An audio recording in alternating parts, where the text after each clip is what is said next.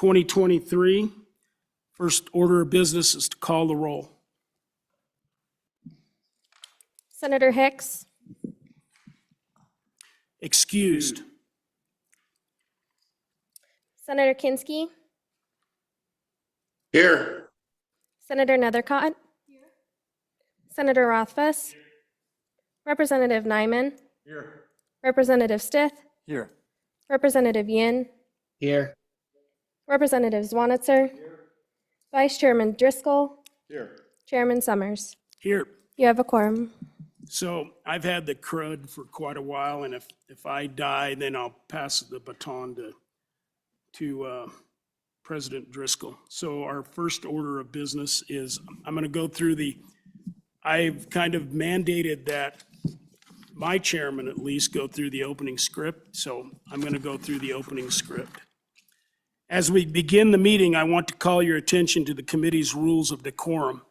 Copies of the decorum rules are located with the hard copies of the agenda and are available for view on the legislative website on the page for this meeting. We note these rules at the beginning of each meeting simply as a reminder that we expect everyone in attendance to be treated in a courteous and respectful manner.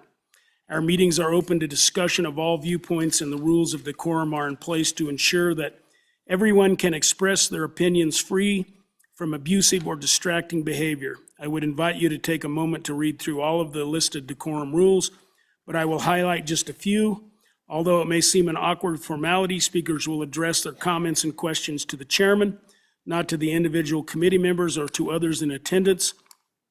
This helps us avoid personalities and comments of a personal nature. Comments will be directed to the issue under discussion by the committee. Distracting comments on unrelated side issues are out of order. Speakers will avoid personal criticism, ridicule, or name-calling directed at anyone else in attendance at the meeting. This includes comments of a personal nature directed at other speakers, audience members, or members of the committee. For audience members, we expect you will refrain from any behavior that disrupts the orderly conduct of the meeting. Specifically, the rules prohibit speaking out when another person is talking, carrying on loud and distracting side conversations, and shouting, clapping, or booing in response to a speaker's comments. Our general guideline is simply that everyone conducts themselves in a civil and respectful manner at all times during the meeting. And I think it is good that we read that every so often so we understand how we should act in front of everybody. It's important. With that, I'm going to turn this over to Matt Obrecht, and we're going to go through the session calendar. Thank you, Mr. Chairman, members of Management Council, Matt Obrecht, LSO. With me at the witness table today are Don Richards, the Budget Fiscal Administrator with LSO, and Anthony Serra, the Legislative Services Manager at LSO. And first order of business for you today is the adoption of the 2024 budget session calendar. We've got two options before council today after discussion with the presiding officers on what they would like to present to you. They are both based on a 20-day budget session. And I guess I'll discuss their similarities first, and then we can discuss the difference later. They're not actually numbered, but I've put the first one in your packet I will refer to as Schedule A, and the second one in your packet I will refer to as Schedule B. The budget session convenes on February 12th, and that's per statute, at 10 a.m. The next day for any calendar items is the 14th of February. That's the last day for bills to be submitted to LSO. The 16th is the last day for bill introductions in both houses, so at the end of the first week.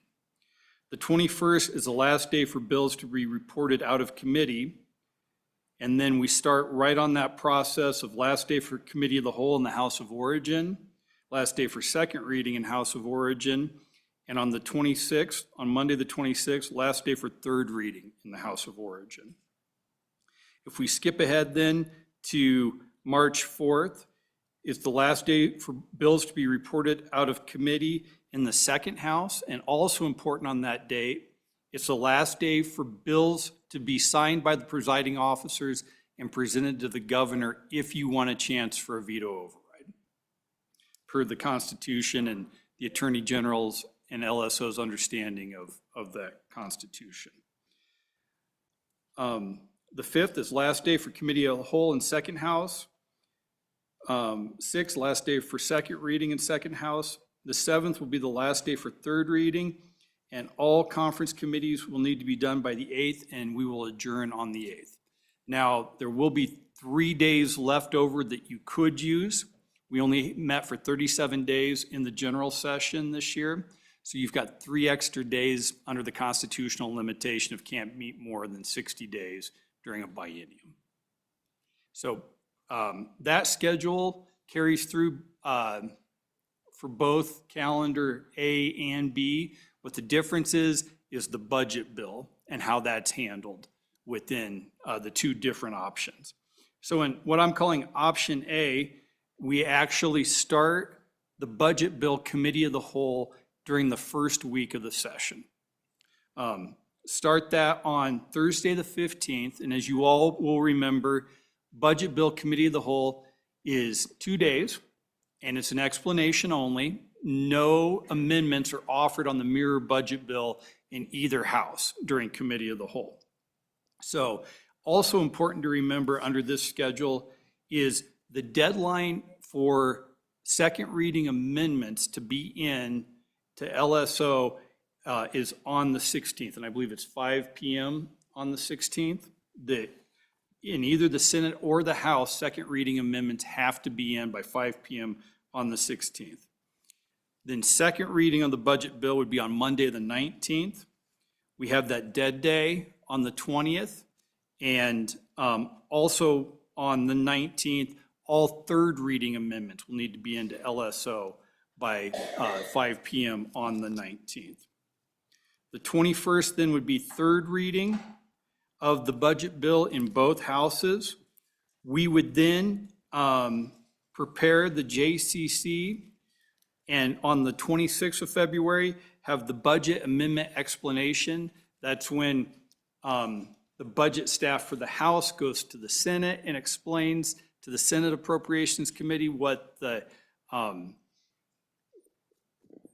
what the House did. What the House did, and the Senate budget staff goes to the House and explains what the Senate did. Senator Rothfuss, Would you like us to ask questions as we go through? please. Thank you. Director Obrecht, I think you mentioned that the 19th at 5 p.m. would be the deadline for third reading budget amendments. I would anticipate circumstances and the like, is that correct? The concern I would have, Mr. Chairman, is we won't see all of the amendments concluded on second reading, whether certain amendments pass, and typically we would like to know what amendments passed on second reading to inform a decision as to whether we want to run an amendment on third reading, which might reverse or amend a second reading passed amendment. So I guess I have concerns and wanted to have a little more thought and analysis on that deadline. I think in the past, for that reason, we typically had the noon of the day before as the deadline for amendments. So I wanted to hear some thoughts from the director and Don perhaps on that. Matt? Yep. Don? Mr. Chairman, Senator, I misspoke. It's actually 5 o'clock on the 20th. So on that dead day, and that's per Joint Rule 14-1. So it's actually, so you will have that whole day to get your third reading amendments into LSO. Well, we weren't on the same page on our head nod. Sorry about that. That's my fault. All right, please continue. Okay, Mr. Chairman, so that last week of February into the first week of March will be the budget bill JCC, and then the 4th of March would be the deadline for the floor vote on the Joint Conference Committee, and we would need to get the bill to the governor on that day, on the 4th, with any possibility of a veto override by the 8th. So that is Schedule A. If we flip over now to the second schedule, or Schedule B in your packet, this, Mr. Chairman, and I should state on both of these, the budget bill will be available on the first day of session. That's absolutely the goal we're shooting for, is to have that budget bill ready and to you by the first day of the session. Now, a lot of this hinges on JAC getting their work done on time, but we think they don't see any reason why they won't. And I know Senator Chairman Nethercott will make sure they do. So I have a question of Dawn, I guess, maybe it's Chairman Nethercott, but is there going to be a round robin in January? Or is that round robin going to be held till February? Mr. Chairman, members of the Management Council, under our traditional approach, there is always a round robin in January, usually that Thursday or Friday after the week. The practice has been that the committee works through all of the agency budgets, works through the capital construction, works through footnotes, and then comes back and sees if they missed anything, if they have any corrections, if they've heard from agencies, or if they have something that they want to bring up. What is historically been at a question, we've done it both ways, is a second round robin. The Joint Appropriations Committee is scheduled for a half-day meeting on February 6th. That's the Tuesday prior to the session.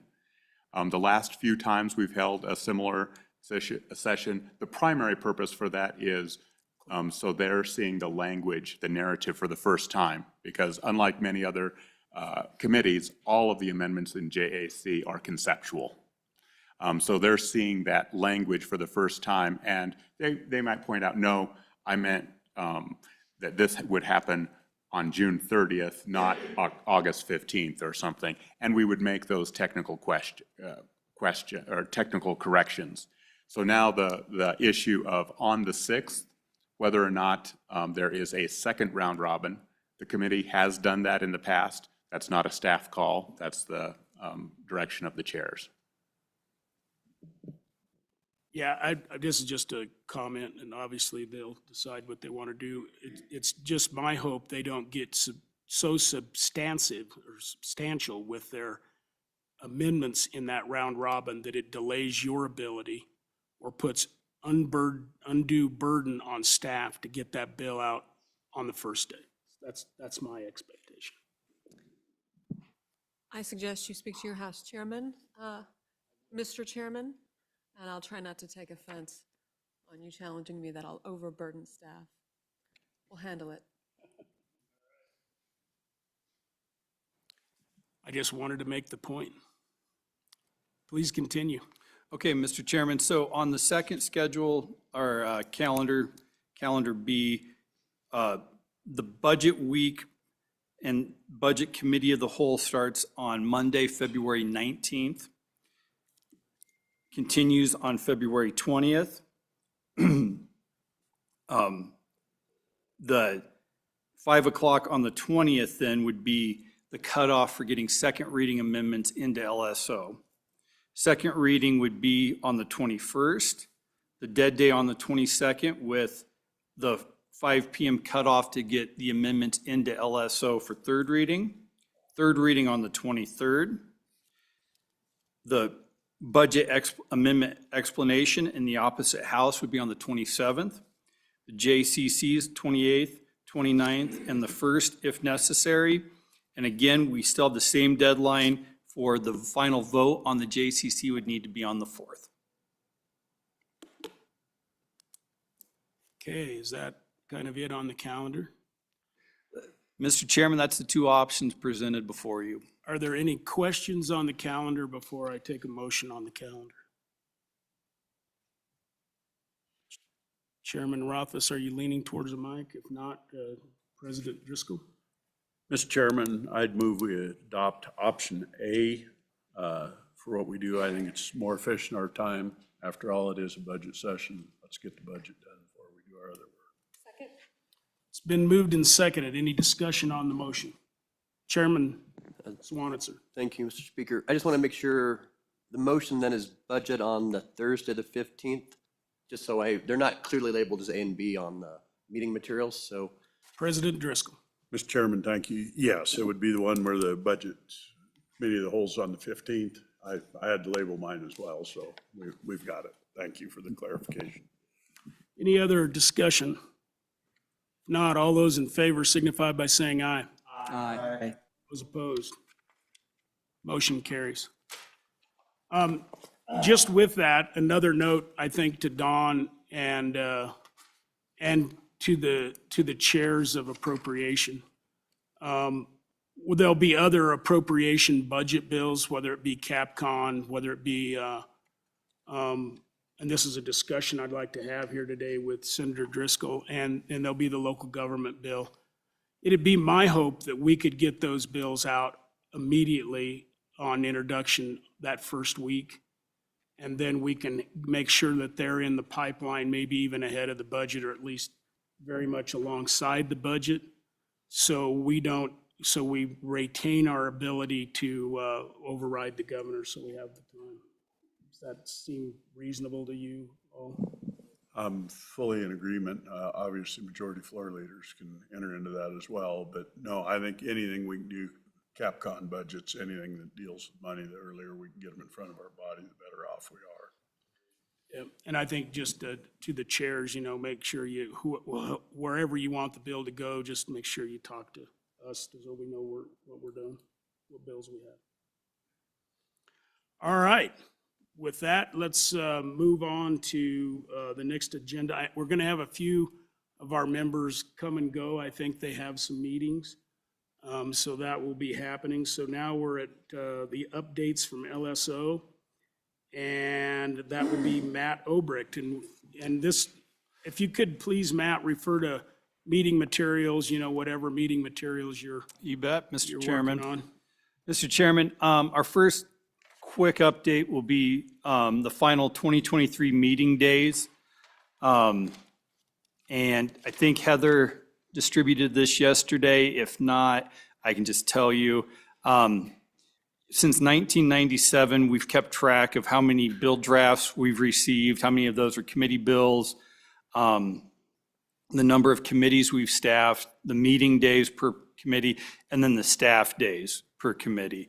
So 2024, obviously, we're nowhere near the bill cutoff yet, but we've got 447 bill draft requests.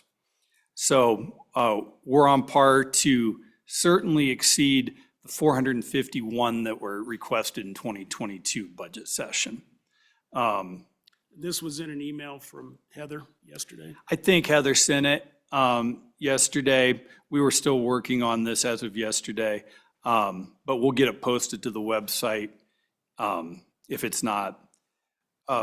We staffed 27 committees this year. That's up from 24 committees, and these include task forces that LSO staffs, subcommittees, working groups if LSO staffed those.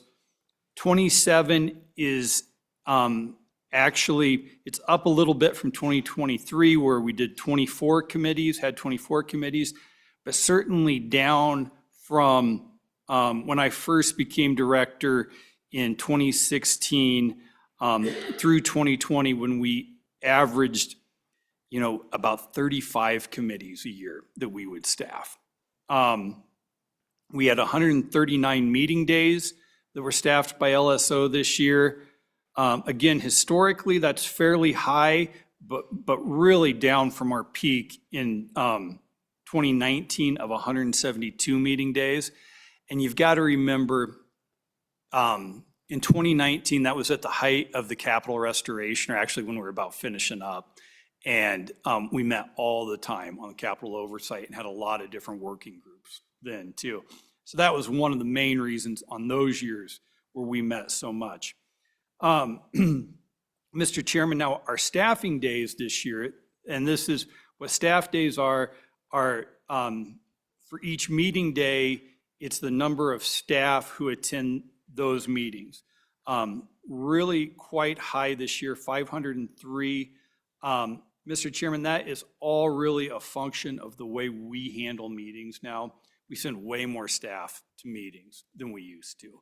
It used to be when I started here, I think I went to one meeting with someone else, and then they had me just start going to meetings by myself. And I was it as the staff attorney there. Well, now, almost all of our interim committees have a lawyer, if not two lawyers assigned to it, a legislative editor, a research analyst, and potentially a budget and fiscal analyst as well. I'm struggling to find the Senator- materials. I'm used to seeing it, but I don't see it in the packet, and I haven't found it in the email. No, I have not found a Do we know Heather. what day that was sent? Mr. Chairman, it may not have gotten sent, but we'll get it sent to you Okay, thank you. shortly. If you could here. send it now, we'd have it, if somebody's got it. Yeah, Heather can send it now. Great, thank you. You bet. But Mr. Chairman, that's actually the end of my report on this. We'll give you a final one when when after the end of the 2024 session. Sounds good. Any questions? All right, thank you. Next would be Rihanna Davidson with the training update.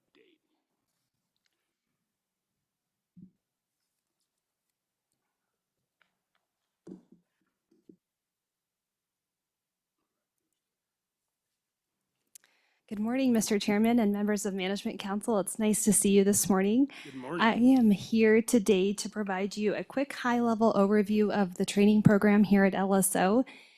Quickly, I believe this handout is in your packet, and the purpose of the training program at a very high level is to develop staff resources and technical expertise concerning the legislative process and procedure through trainings with legislative colleagues from across other states to better ultimately serve you and the people of Wyoming. And there also is an overall objective just to develop leadership skills and to promote effective management across the organization and offer professional development opportunities for staff. So some of the highlights from this past year include over 1,000 hours of training hours completed through around 80 trainings from staff. And some of those highlights include 13 staff attended the professional development series with the National Conference of State Legislatures. Our own budget fiscal staff hosted the Colorado Revenue Forecasting Team, about 12 people, for a full day of sharing best practices. And that was a really neat opportunity because a few years ago, our entire LSO, or not in our entire LSO, a part of our team went down to Colorado and learned some best practices from there. So it was a great opportunity to reciprocate hospitality and show our beautiful capital to our colleagues down the road. And then 3 staff participated in an inaugural leadership program with CSG West this past fall. And then one of our staffers was selected to be a Henry Toll Fellowship with the CSG West. So I've provided you a breakdown of all the trainings conducted by staff, which include the topic, the instructor, the hours complete, the location, and the number of participants. And with that, I'd be happy to entertain any questions. Thank you for the presentation. I hope a lot of good trainings happen and people got some good stuff out of it. Matt, do you have any comments on it? Yeah, thanks, Mr. Chairman, I do. So the reason we provide this update is a few years ago, as part of our recruitment and retention effort, we did a questionnaire survey of our staff. And staff really thought that we could emphasize staff development more. So what Rihanna just told you all about is our attempt to give our staff the opportunity for development. And I think it's been incredibly well received.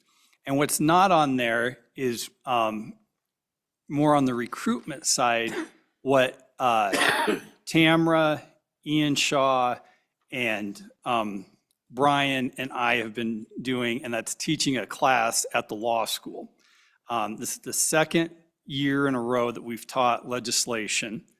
I think maybe some of you saw some of the students who presented at your committees on bills they drafted. I think they really enjoyed that opportunity to get to draft real bills. We had them do practice agency administrative rule reviews as well.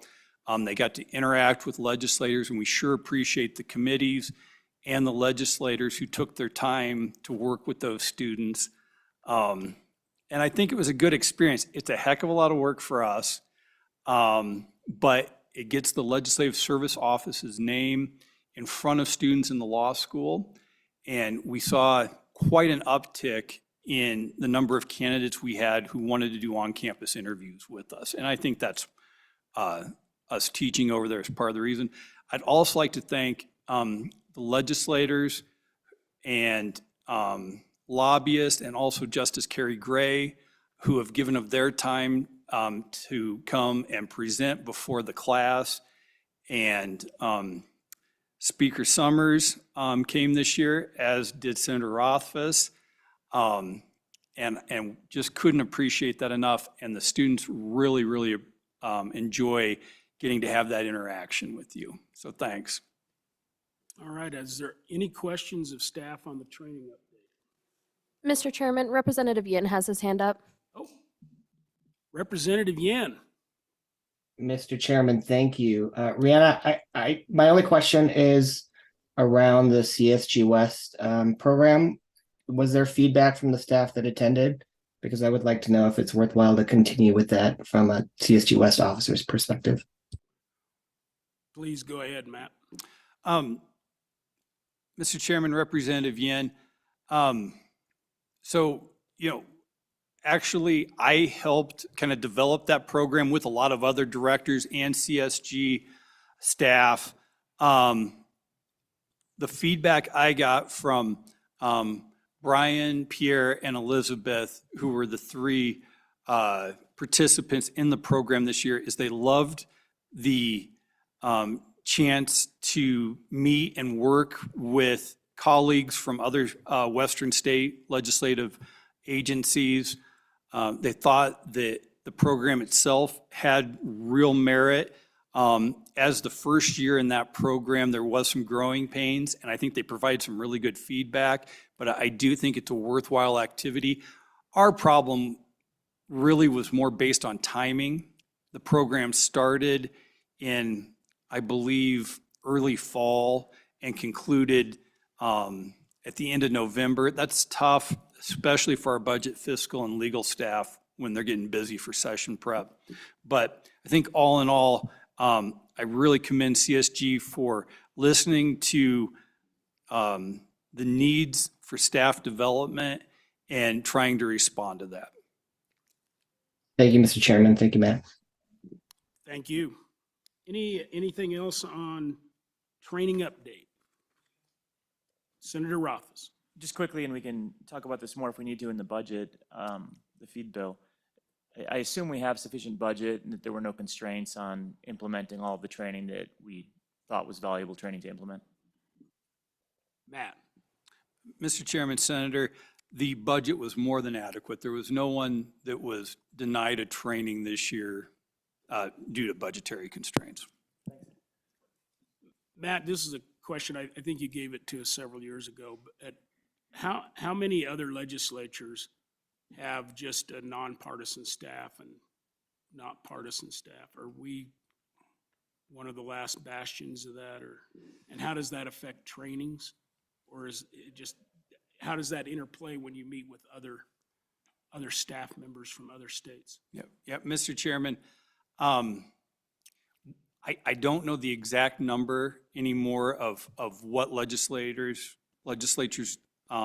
don't have any personal staff at all.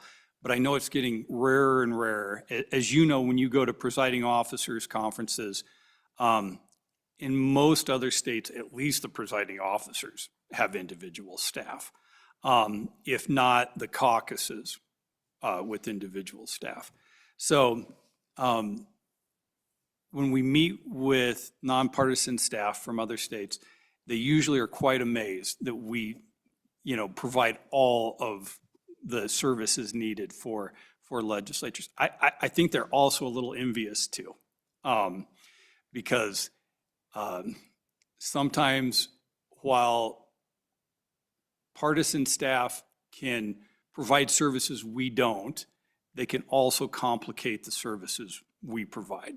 And an example that we got years ago from our Colorado counterparts, where they had started seeing an uptick of bills they would draft that would then need to go be vetted at some higher level than what was happening in Denver. And then there were changes that would come back that wouldn't conform to the requirements of the Colorado statutes. And it was making their jobs more difficult to do that. Thank you. I think after serving in the role I have, I think at some point in the future, Wyoming needs to think about at least the president and the speaker sharing a secretary for the entire year. I think there's enough scheduling and there's enough stuff slips through the cracks that it's been a challenge. I didn't realize how much there was in the interim. Mr. Chairman, Please go ahead. Matt, I visited with you about it, and that's something that I think will probably get brought up for more debate in the feed bill. I'm the same as Albert, at this point in time, until you get there, you have no clue what the demands are to get it done. And I can tell you, for me, my members know it because you don't have the communication that you should, because you don't get through all your stuff. Mr. Chairman, Senator Hicks. one question, Matt. So when you look at all the training schedules and the different opportunities here, so how is that determination made as to who goes to what? And, you know, is it strictly new people, or is it just made available to all the staff? Obviously, there's different things, obviously, if it's specific to budget and fiscal. But just if you walk us through, when you look at all these opportunities, and then how do you balance that with the need? You bet. And so just walk me through the decision-making matrix Go ahead, from a man. high level. Sure. So, Mr. Chairman, Senator Hicks, what we'll do is shortly after the session, Rihanna will remind everyone of our training application deadlines and of the different training opportunities that are available, either through NCSL or CSG, or we have a human resources training group that we've done with the Employees Council that's based in Denver that we've used. But we also encourage people that if they've got their own interests, to please bring those to me. So what they need to do is then fill out an application. We've got a deadline for that. It's pretty squishy deadline. I accept all sorts of training applications after the deadline because sometimes trainings come up that people don't know about. And then if there are trainings that we think would be helpful for a particular staff member, usually their supervisor will suggest those trainings, say a course in writing or maybe effective communication, oral communication. We've done that before. We also have instances where, like with Tanya Heitrick this year, where she had the Toll Fellowship with CSG. That's incredibly prestigious. Only 36 officials from across the country, and this is not just the legislative branch, it's executive and judicial as well, go through the Tolles Fellowship. And it's also time consuming for her. It took a lot of time. She also had to, it only took her 2 years to be accepted, but you have to keep applying sometimes. So she had to be able to work around her work schedule to do that too, and that's part of the application process as well. So, Mr. Chairman, just to follow up on that, if I may. Senator Hicks. So, Mr. Speaker, and do you solicit from the staff, at the end of the session, what areas do you guys feel that you need additional training? And the other extension of that is just, have you ever solicited input from legislative members as to where you think staff might need some additional training? And I'm just thinking of a couple of instances. I'm not going to go in depth in here, but what's that process look like? Matt? Mr. Chairman, we will ask staff what they would like, what their training opportunities, but also if we see opportunities for growth.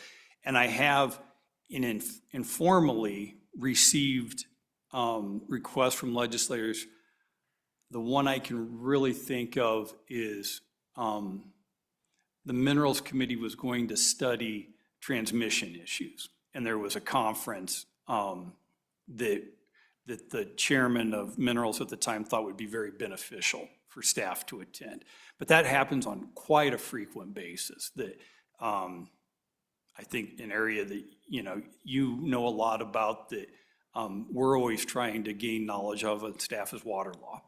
And if we hear from members that, hey, we could really use more water law expertise in LSO, then we will identify staff members who we feel could benefit from those trainings and then have them attend them.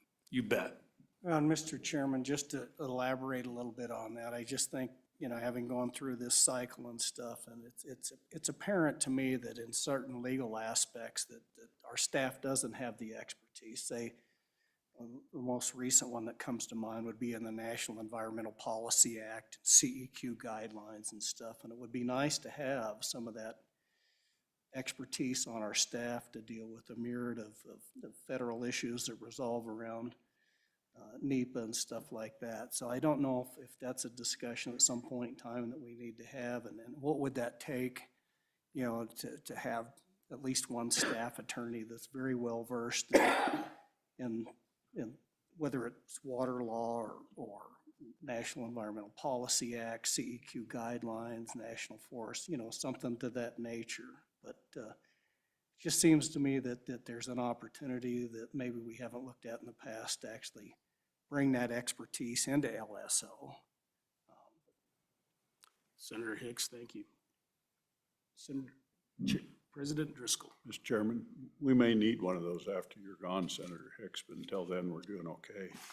Yeah. Anybody else on trainings? Not, thank you, Rihanna. We appreciate it. Next up is the Management Council policies. Policies and manual, and that's Matt and Tamara. And we'll have the. Mr. Chairman, Rihanna's got one more item to more. present, and that's on. Visitation? Yep. Yeah. Okay. Yep, please. Mr. Chairman, it's just a quick update on Capitol visitation. I just wanted to remind you from a 30,000-foot view, back in 2019, after the Capitol reopened to the public, we launched our visitor services section, which we've recruited about 30 nonpartisan volunteers that serve as ambassadors to the state of Wyoming that greet and welcome visitors, answer questions, provide tours. They are located downstairs on the first floor in that southwest office. And I wanted to, they do a fantastic job, as I'm sure many of you have interacted with them. To date, they've welcomed about 81,600 domestic and international visitors from 50 different states and 25 different countries. And that honestly really is a rough estimate given all the entrances in the building. You don't capture fully everybody who comes in because some people come in the garden level or they don't make it to the first floor. And as you can see, visitation has steadily increased over time and post-COVID. And then the other item I just wanted to highlight is the Saturday visitation program. So if you remember back to the budget bill last year, there was an amendment inserted in ANI's budget for extended hours. And there was a veto that came with that with the governor's office. And so where things landed with that is ANI worked on extending the Capitol Saturday hours for the building beginning on May 6th through Labor Day. And the volunteer docents began Memorial Day through Labor Day. The hours for that program were 9 a.m. to 4:30 p.m. to mirror the State Museum hours because the State Museum is open on Saturdays. At a very high level, the legislative branch and the executive branch got together after the pilot program and discussed successes, snags, where does this make sense going forward, and provided a recommendation to the Joint Appropriations Committee in October. Overall, it was very successful. We received lots of positive feedback from local residents who aren't able to get to the building Monday through Friday, from families visiting from out of state. People were enthusiastic for the extended hours. So where the recommendation landed with the executive branch, so members from that team included the governor's office, the Department of ANI, and security. And the Legislative Service Office recommended to the Joint Appropriations Committee that they consider extending the hours. So that would include for next year, it makes sense from a visitation standpoint and a data standpoint to continue the Saturday hours from Memorial Day to Labor Day from 9 a.m. to 4:30, to consider an extended hour weekdays from 5 p.m. to 6 p.m. Monday through Friday during the summer. If you've been here during the summer, there's a lot of people that are just coming in at 4:55, and we were like, okay, you got 5 minutes to look at the chambers in this room and, you know, the governor's space. So I think there would be maybe perhaps a desire to extend those hours. And then 2 additional items would be to consider a pilot program in the winter on Saturdays for people to see this beautiful tree that's behind me. There's a lot of people that like to come in and take pictures, and it just feels like the holidays with the Capitol.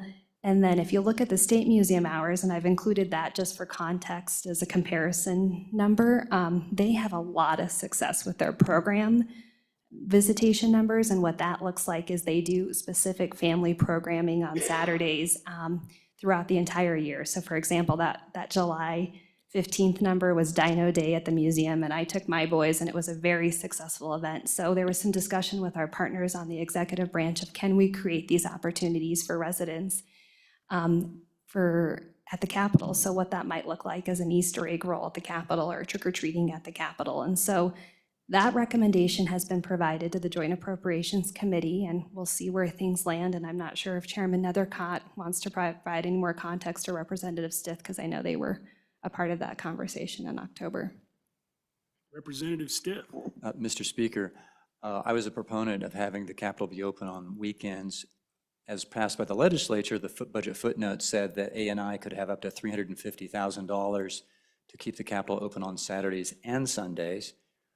The governor crossed out the word Sundays, meaning that as passed, when we left here in March, the budget said that they had up to that much money to spend if they kept the Capitol open on Saturdays.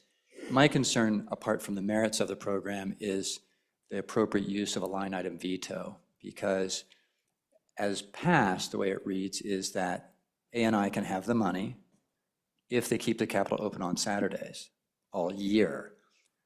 What the Department of Administration and Information actually did was to create a pilot program.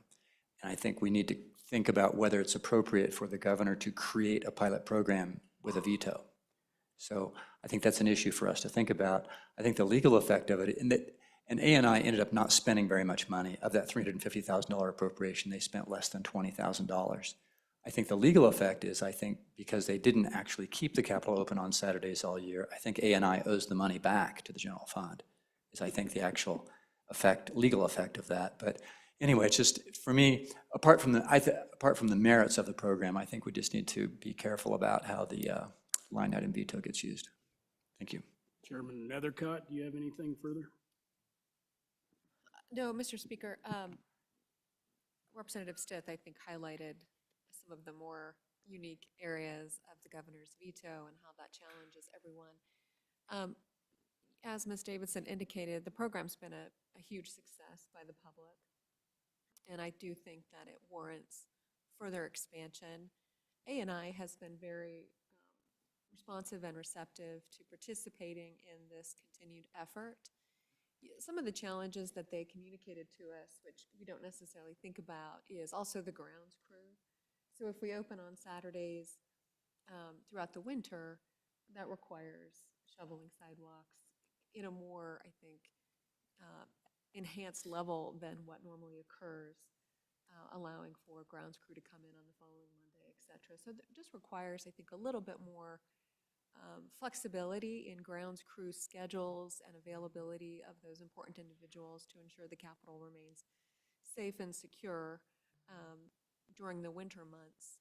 But I do think it is what the public would like to see, and so it's important that we remain responsive to that and maybe turn it into more of a typical Capitol that we see in all the other 49 states, that is available to the public and really receptive to those public tours and ability to take photos and buy trinkets that can support different purposes for our state. So look forward to seeing the program grow.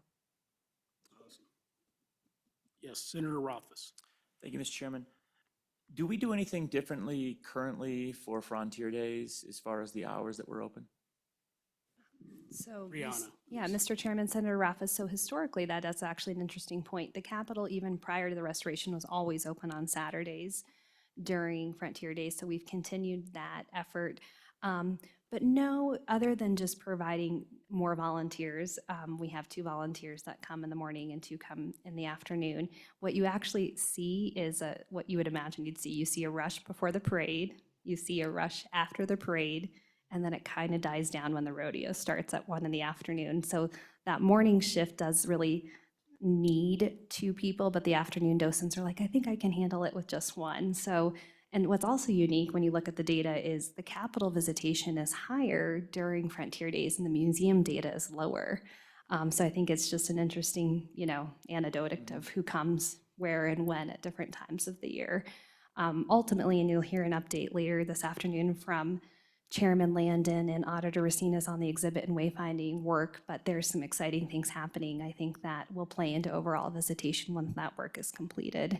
And more future programming of set tour times during our peak visitation for walk-in traffic and things like that. We're just still building the foundation of the program and really getting more volunteers interested in the program.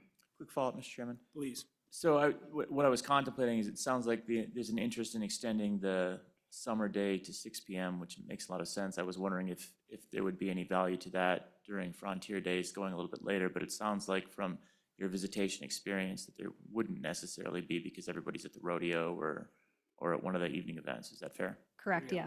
Mr. Chairman, Senator Raffas, yeah, I've heard from the volunteers that the Saturday hours at 4:30 is sufficient during Frontier Days, because then you're exactly right, it's it's the night show, it's other activities. Okay, thank you. Anybody else? No, I just wanted to make a comment. I think it's great. We're open on Saturday. The numbers are great. The docent thing, I worry that if, that when everything's new, you got people want to be docents and are volunteers, and I worry that'll fade and we may end up having to hire some, but I think it's I think the public deserve it. I think it's a treasure and we need to treat it like that and show it to people. So thank you for all the work you do on it. Anything else, Rihanna, in your section? We good? Mr. Chairman, just I said more to come this afternoon from Chairman Landon and Auditor Racines, some exciting work that you'll be pleased to see. Awesome, thank you. So now we'll go to Management Council policies and manuals, and I'll turn it over to Matt. And then just Matt, reference whichever document you're in so we can get her up. So, Mr. Chairman, as you know, the legislature has got multiple policies and handbooks and manuals, and these can grow stale, the information in them, and they need updated periodically. 2 of the big events that have required updating are the change in Management Council composition from 13 to 10 members, and also your change in your per diem policy. So Tamara and I will be presenting today updates to the Management Council handbook and the legislative travel policy, and then we're going to get a blanket motion from you to update the rest of our policies which reference Management Council makeup or the per diem amounts. And then we'll present more of these handbooks and manuals during the next interim too, as we get them updated. But the first one, Mr. Chairman, is for you to consider is the Management Council handbook. And the purpose of this manual is actually, it's for new members of Management Council so they know what their job is and what's expected of them. And so we've updated this. That you can see is the Management Council handbook, December 2023. Mr. Chairman, we'll start on page 1.1. And the new language is in red. Underline, the language that's being deleted is in blue. and is Just a strike through. quick note, if anybody has a question as we go through, it'd be better to do it then. So Great. please ask. Great. So, Mr. Chairman, so the way this handbook is numbered, we'll start on page 1.1.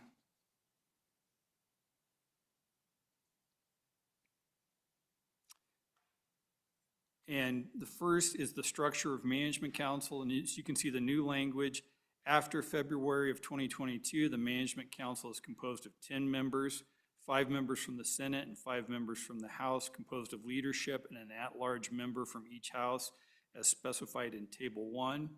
Prior to February 2022, the Management Council was made up of 13 members, including a wild card member that was selected by the 12 other statutory members. It could not be a member of the same House or the same party as the chairman. Under officers of Management Council, the new language reflects that the chairman and vice chairman switch halfway through the legislature. Previously, the chairmanship had rotated with every legislature. So if the speaker was the chairman for one legislature and the president of the Senate was the vice chairman, they'd flip on the next legislature. But this gives a chance, and as the bill, the 2022 bill requires, for each speaker and president to have 1 year as chairman of Management Council. Mr. Chairman? Senator Hicks. Question, Matt. So what's the utility to adding in the historical context in this paragraph? In other words, starting with prior to February 2020. And what's the purpose that serves? Yeah. Mr. Chairman, I think that you might get some questions about, hey, you look at old Management Council motions, why were there 13 members? What was that about?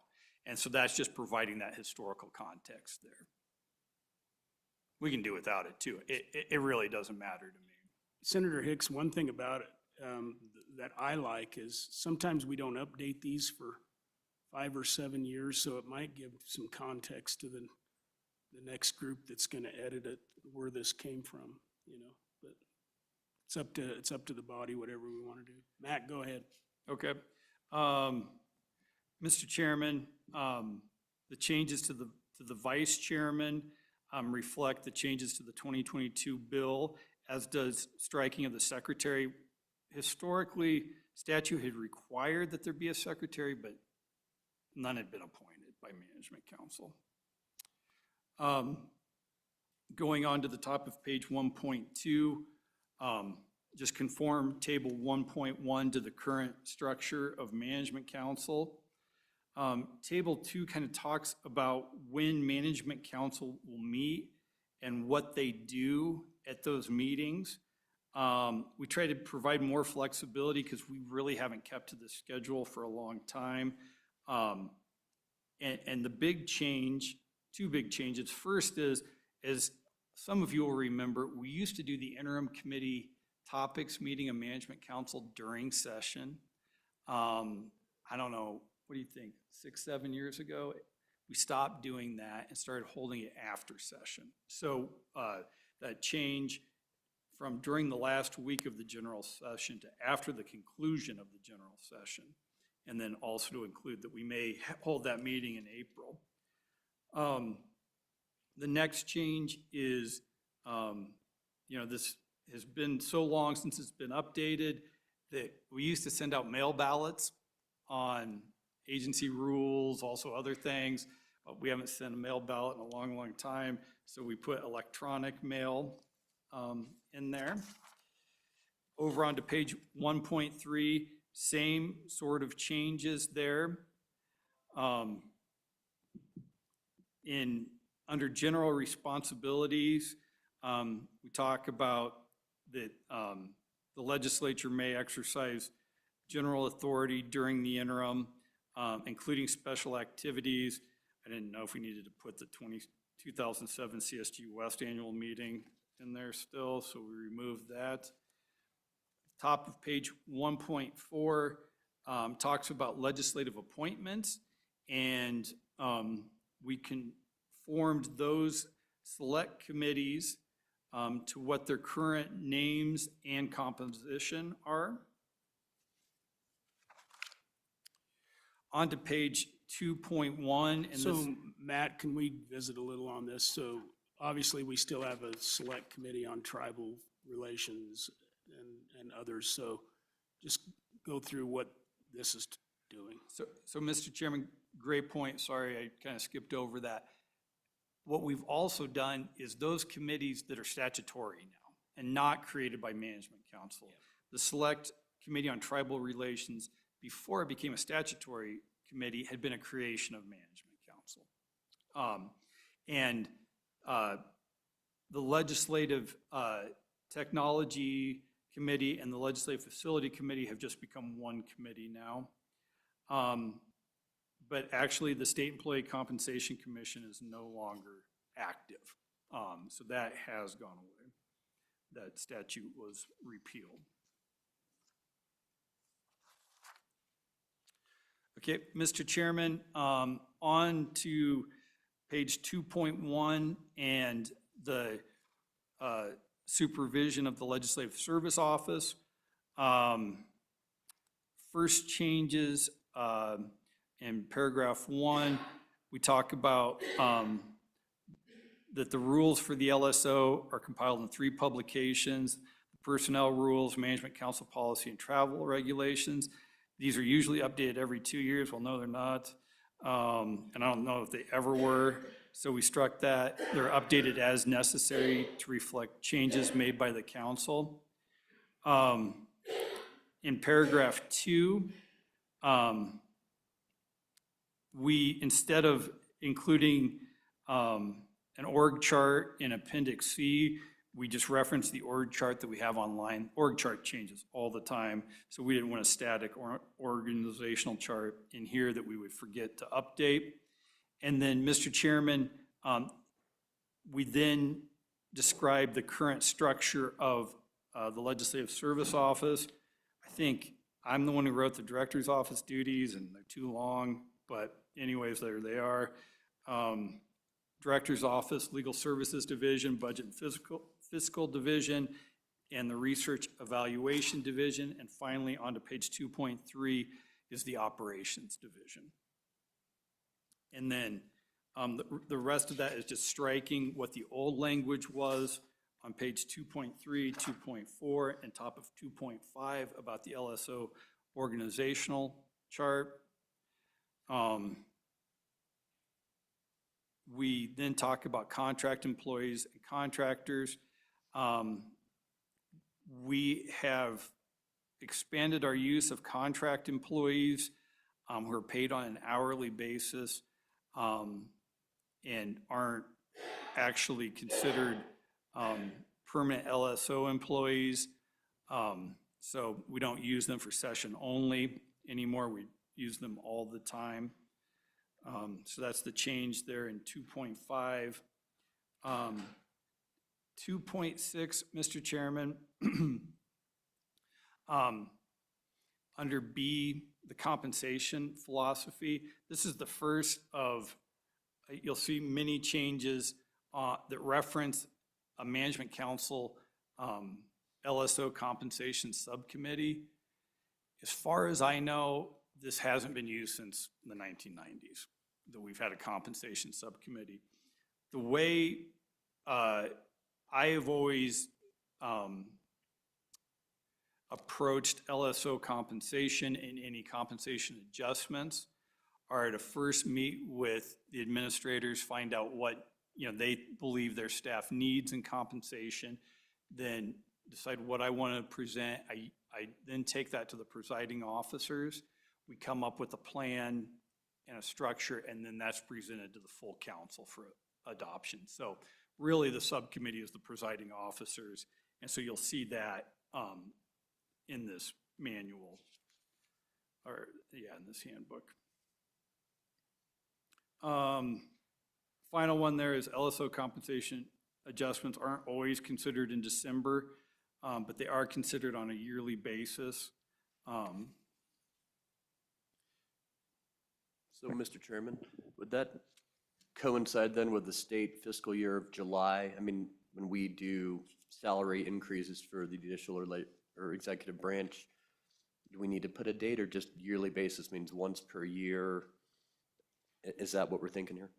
Mr. Chairman, Representatives Wanitzer, we don't do it on a yearly or on a fiscal year basis like the executive or judicial branch does.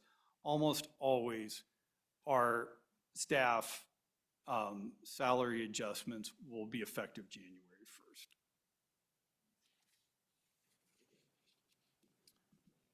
1st. Any other questions there? If not, let's proceed.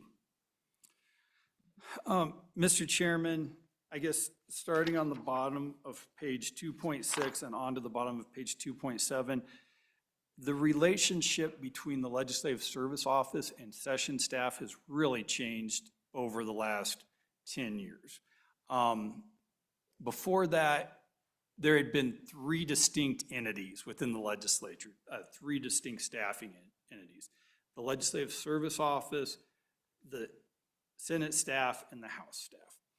In fact, you know, I heard stories about when LSO was first created that they wouldn't, you know, the LSO attorneys would draft the bills to be presented, but they wouldn't draft the amendments. They were still hiring contract attorneys to draft the amendments. So LSO attorneys would just go sit in their offices and read the newspaper during the session. And so all that is really changing. It's more and more all the time. Obviously, that hasn't happened since the 70s, but it's breaking down to the point where LSO employees now serve actually as session staff employees. And first it started out with the attorney secretaries in the House and Senate office, where we started using LSO legislative editors in that role. And then, of course, as you all know, when Wendy Harding stepped down as House Chief Clerk, Katie Talbot then took over as House Chief Clerk. We're also going to use more LSO staff, Clarissa Nord as a staff supervisor.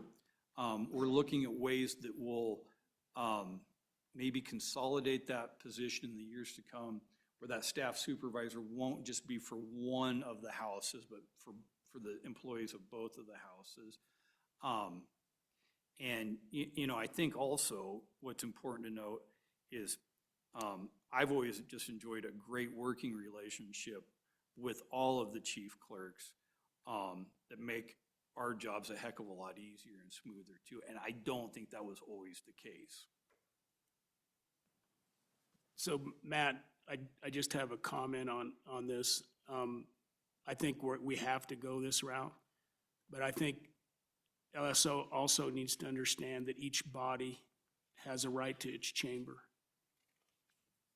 And so when we just have to make sure that our chief clerks have the autonomy to work for us during session.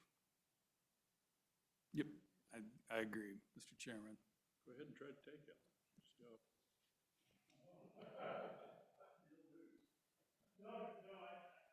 My point being is there can be at times, and I've seen it, there can be at times tension between chief clerks and LSO. And I think the more LSO takes over this, I think it's going to have to happen. But at the same time, we each are different bodies, and we need to be able to work independently of each other as well.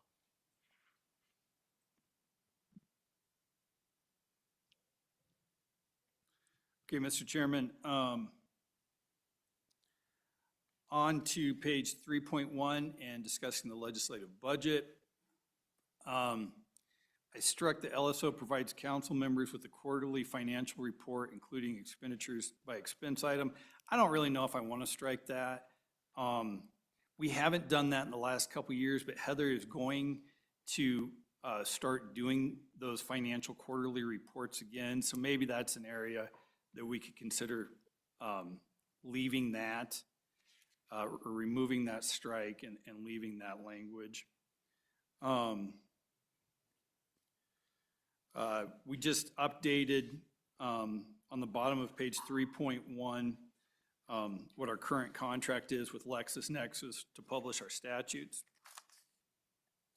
The page 3.2, we updated who our current contractors are for our stationery, photocopying services, as well as our financial audit. And then we listed where other legislative contracts can be found. Page 4.1, Mr. Chairman, on interim committee activities.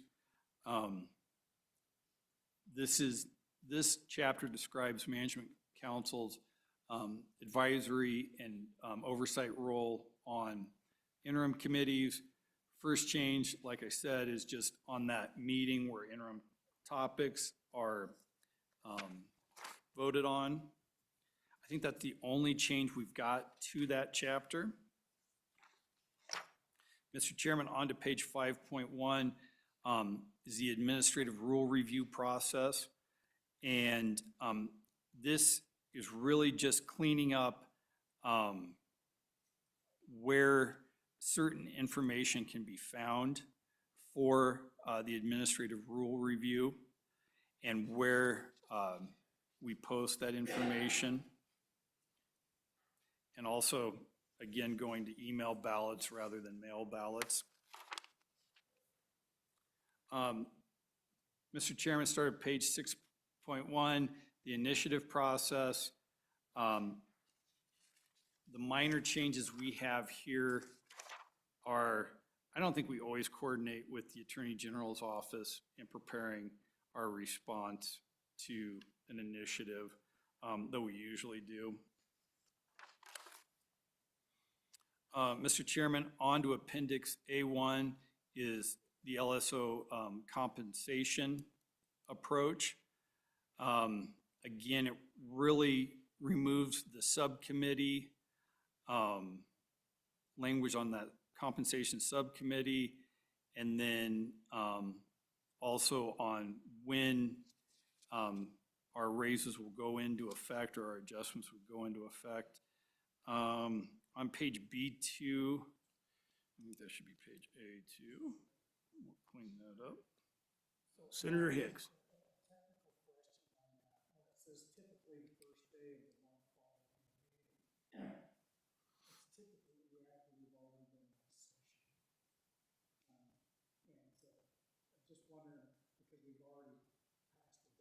Mm-hmm. Can you get Senator Hicks to turn his microphone on? Will do. Senator Hicks. Turn it up. So to repeat the question, is just the timing of this. It says typically the first day of the month following the meeting. That meeting usually occurs after the session. We've already passed the feed bill that has the budget for LSO. So what would potentially happen if we did something salaries and then didn't have enough to pay them in the feed bill? So how do we make sure that we don't run into a scenario like that in the future with typically the first day after the following the meeting? Yeah, Matt. Mr. Chairman, so when salary adjustments are proposed, they're always within the budget that we're acting under. And if the legislature didn't fund it at that level, then we'd need to go back and hold an emergency council meeting and make whatever salary adjustments we needed to conform to the budget that was passed. I think, I've never experienced that, and I don't know that that's ever happened, but that would, I can't think of any other recourse we would have but that. And it would be the same as if the executive branch had to take reductions in their salary. They would need to then, go through the process with ANI of reducing those. Senator Hicks, good? I just think we need to be cognizant of that fact in the feed bill that you have. Mr. Chairman, I just think we need to be cognizant of the fact under the January 1st scenario, that would always been post-budgetary component that you put those funds in there. I think we just need to make sure that we have enough reserves within the feed bill just to avoid that circumstance forever happening. Agreed. Representative Stith. Mr. Speaker, Matt, just a question about how you do approach setting salaries and pay adjustments. As you know, we just went through a couple of pay bumps for state executive branch employees and the judicial branch as well. So lawyers, for example, tended to do pretty well across the agencies. The district attorney's office, their payroll Series 100 budget went up 27% for Cheyenne and 22% for Casper, and legal division for Attorney General went up 18% for the cost. So my question is, you have to compete theoretically in the market with the private sector, of course, but also with other state agencies. What's your sense for where the compensation scale is right now? Matt. Mr. Chairman and Representative Stith, and we'll discuss this more in executive session at a granular level, but LSO has benefited from pay adjustments just like the executive branch has. And I think we'll discuss this, but we've seen real improvements in our retention over the last 12 months. And I think we've got a plan on how to continue that and move that forward. Our retention, while our retention is good, our recruitment still lags.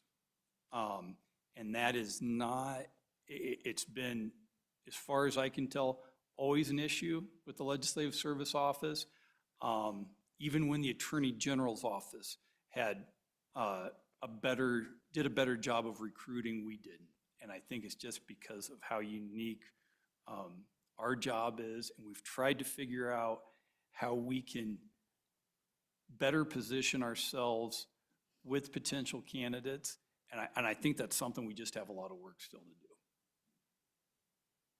do. Continue on, please. So, Mr. Chairman,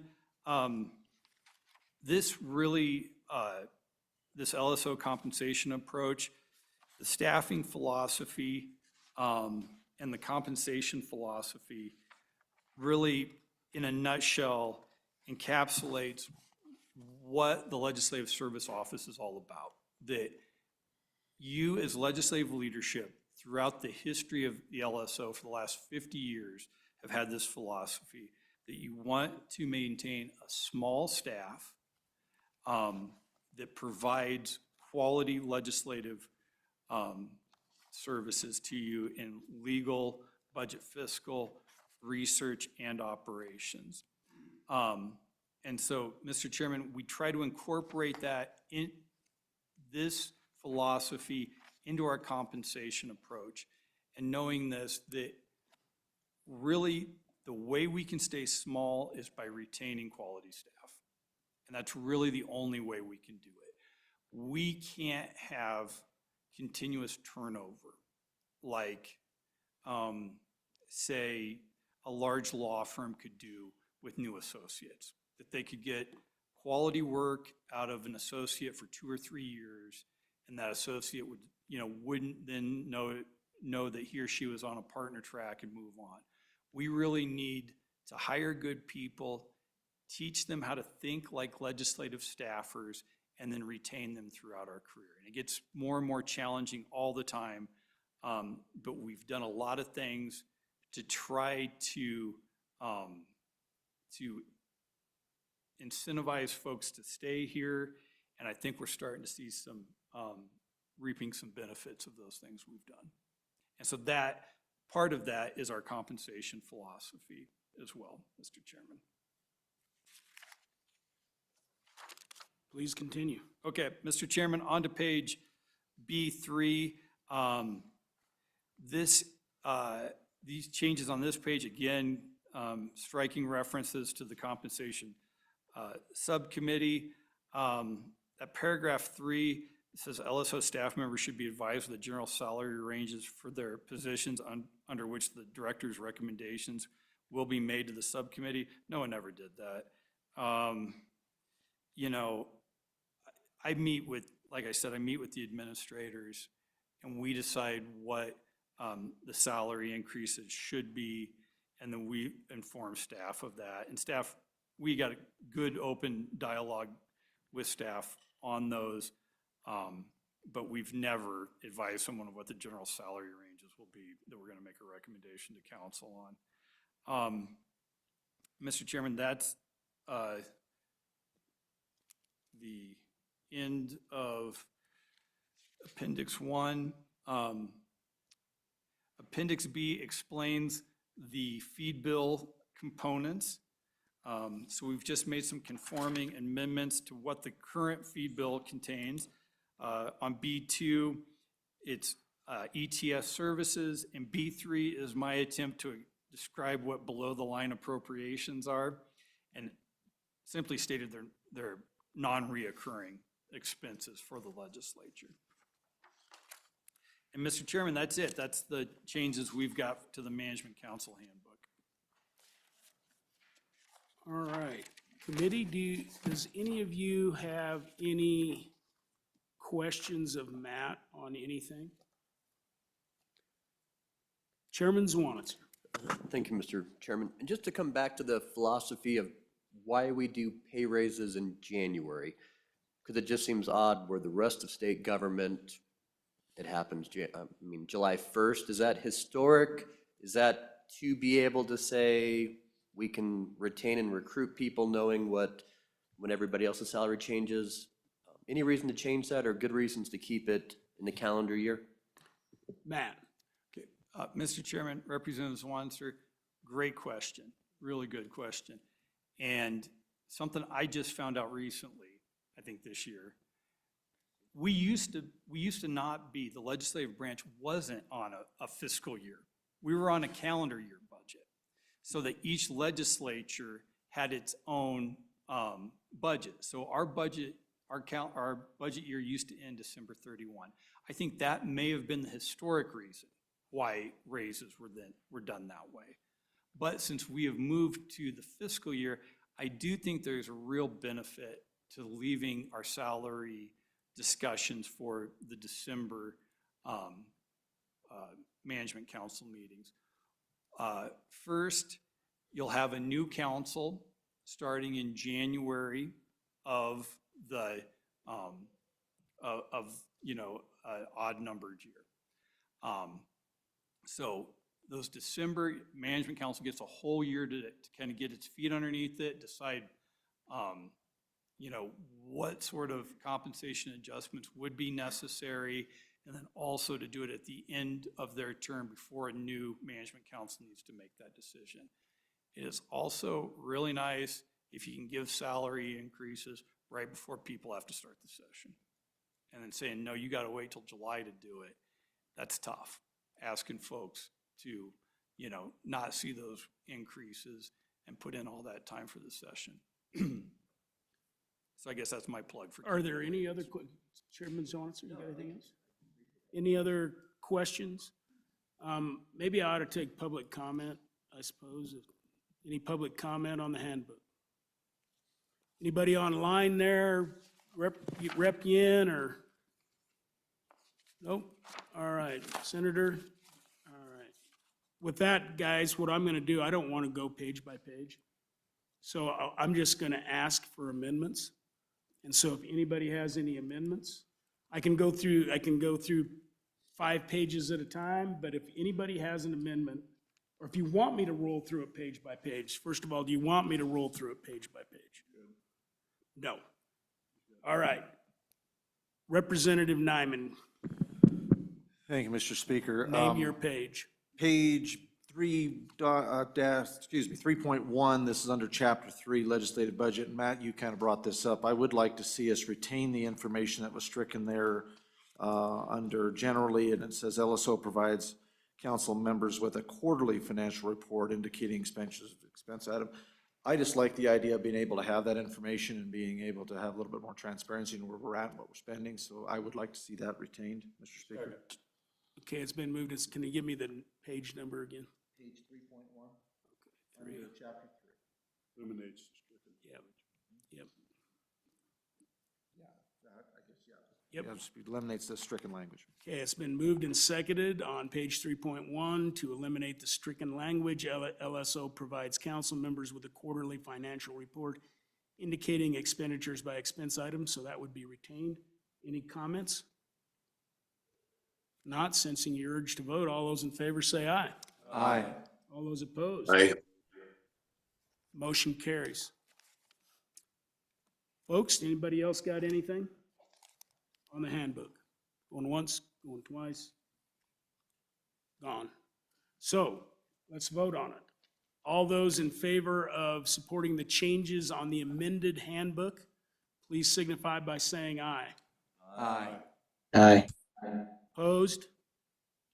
Motion carries. Do we need a, like a formal, like a roll call on that? Would that be better? Yeah, let's do that, Mr. Chairman. We had a motion. No, we didn't. Oh, yeah. You went on. All right. I was- Yeah. Yeah, thanks. Well, we'll do it more formal now. So we're gonna do a roll call, but first we need a motion. Mr. Chairman, I'd move for adoption of the manual.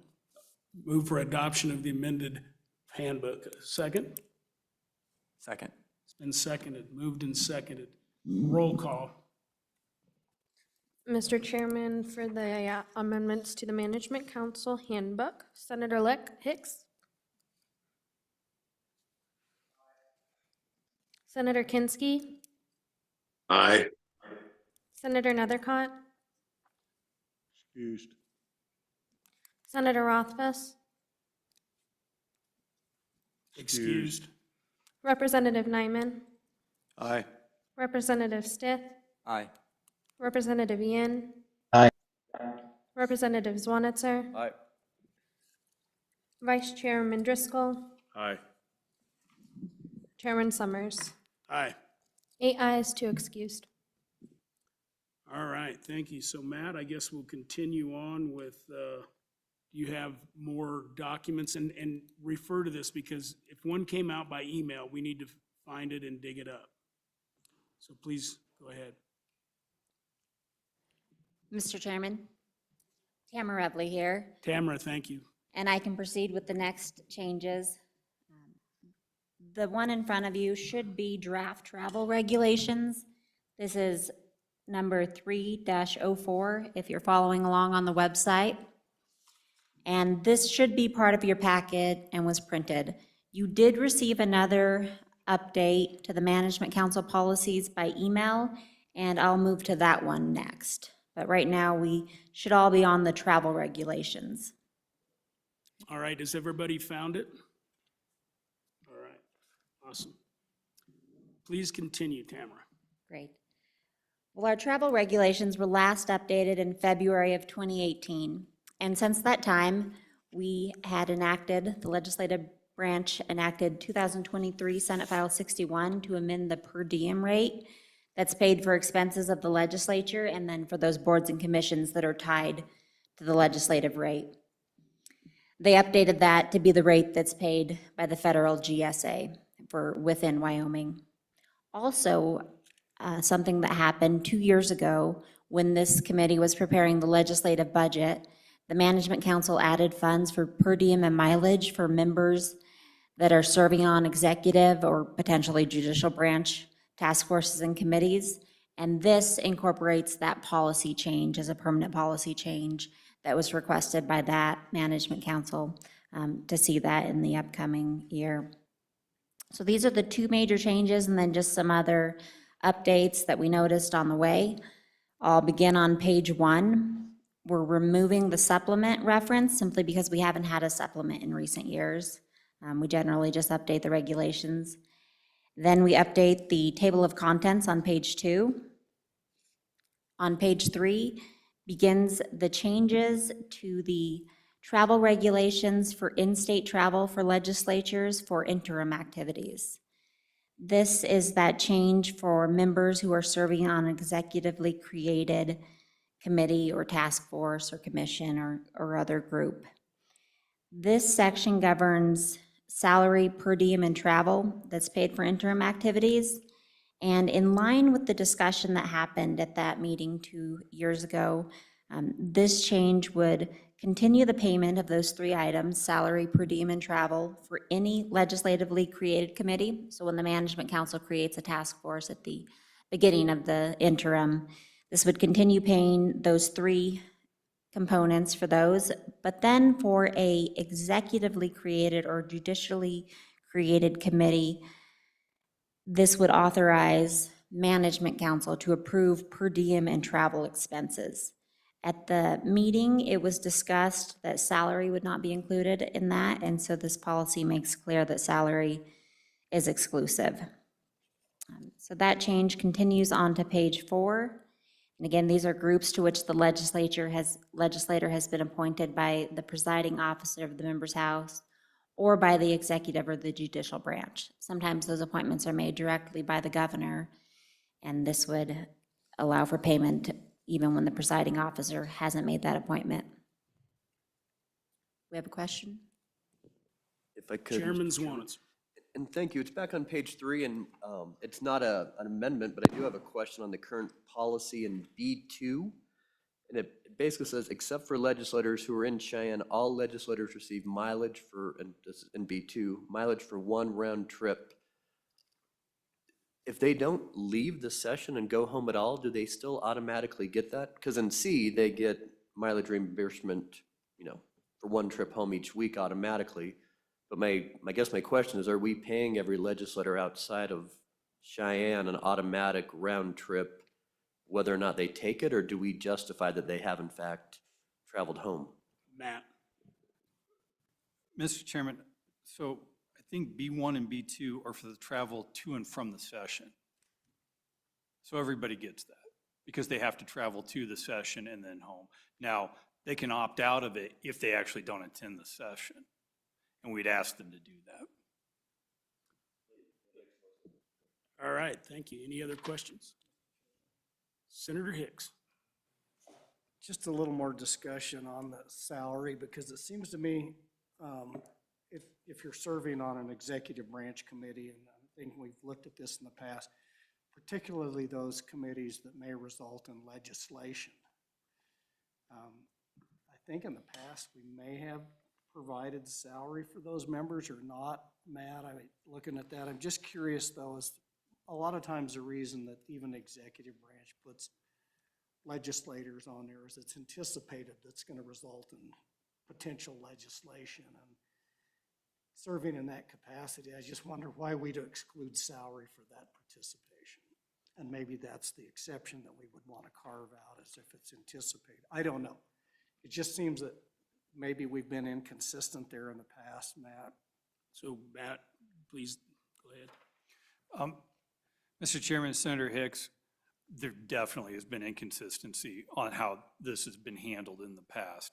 And I think when Management Council took this vote, and again, this vote was taken almost 2 years ago, but we reviewed the recording, and I think it was probably at the time just an idea that you wanted to take a baby step of, hey, per diem and mileage for these meetings is okay, but salary isn't. That's absolutely Management Council's choice. If you want to remove that language to exclusive of salaries, we can conform it that upon Management Council vote, you can approve salary. And really all it's doing is, previously we said, oh, you don't get any compensation at all for your service on this. And then the executive branch had said, well, hold on, we don't want to pay legislators for this service. We want legislators to be involved, but you've got your own budget. You should pay for this. And so it created, kind of a crack that legislators who are serving on these executive branch committees were falling through and not getting any sort of compensation. So if you want to remove that exclusive of salary, I don't think there's a statutory provision that would prohibit the payment of salary for this sort of service. So Senator Hicks, I guess mark that in your notes. I agree with you.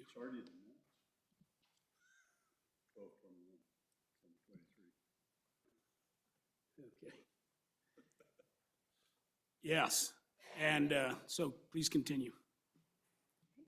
Continuing on then to page 4, the next change you see in subsection B relates to that per diem change that was passed by law at the last session. This just adds in language to reference the per diem amount, that it shall be equal to the amount established by the United States General Service Administration. And that was effective July 1st of this year, and it would be, going forward, it's looked at each July 1st. Then on page 5 is a cleanup to remove the old computation that was based on that 109 rate. We just remove all of those numbers, and I didn't put new numbers in here just because it will change over time and in the future. We'll just have to calculate out those fractions as we get to them. Page 6, the top of page 6 continues that update. And then subsection G makes a conforming change related to the service on executive and judicial branch created committees. Previously, the policy had said for all non-legislative committees, task force, et cetera, unless funds are specifically appropriated, members are not authorized compensation for serving on those. This would change that to remove that prohibition for those executive branch or other non-legislative created entities. And so non-governmental committees, task force, nonprofits, anything else would still not be compensated under this subsection G. It would just make that exception for those executive and judicial task forces and committees. Page 7 continues the changes related to service on these types of committees and task forces. And what this would do is go into the provisions that govern out-of-state travel. So previously we were talking about in-state travel, now we're talking about out-of-state travel. As you all know, members are authorized without prior approval to take travel to 2 meetings of a national or regional organization that the legislature participates in and have those expenses paid. This would clarify that when a member is on a task force that's created by the executive or judicial branch in which they've been appointed, that when they travel out of state for that meeting, it counts towards the members' 2 pre-approved meetings.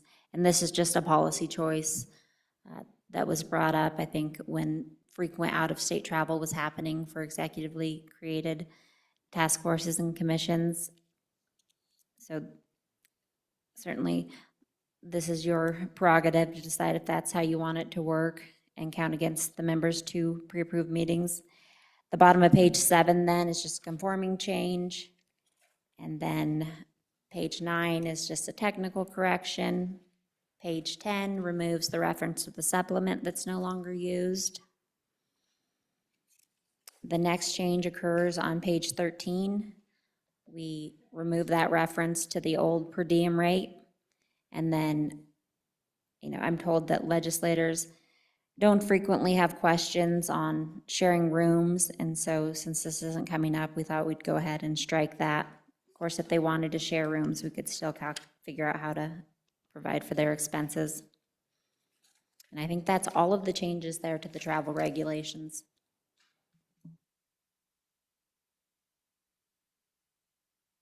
Senator Hicks. So a question back on the out-of-state meetings and the way that's structured, and just to try to get an interpretation of that. So that, the way I read that, that's if there's a meeting out of state. But what if you're serving in this capacity as a member of a task force and you have an out-of-state meeting? It's not a meeting of the task force, but you're meeting as a representative of that task force. In other words, you're the designated representative. You're meeting with another group out of state specifically to deal with issues of the task force, but it's not a task force meeting out of state. Is that still covered under this policy or not? Tamara? Mr. Chairman, I don't know if we specifically thought about that when drafting this language, or I don't know that I did.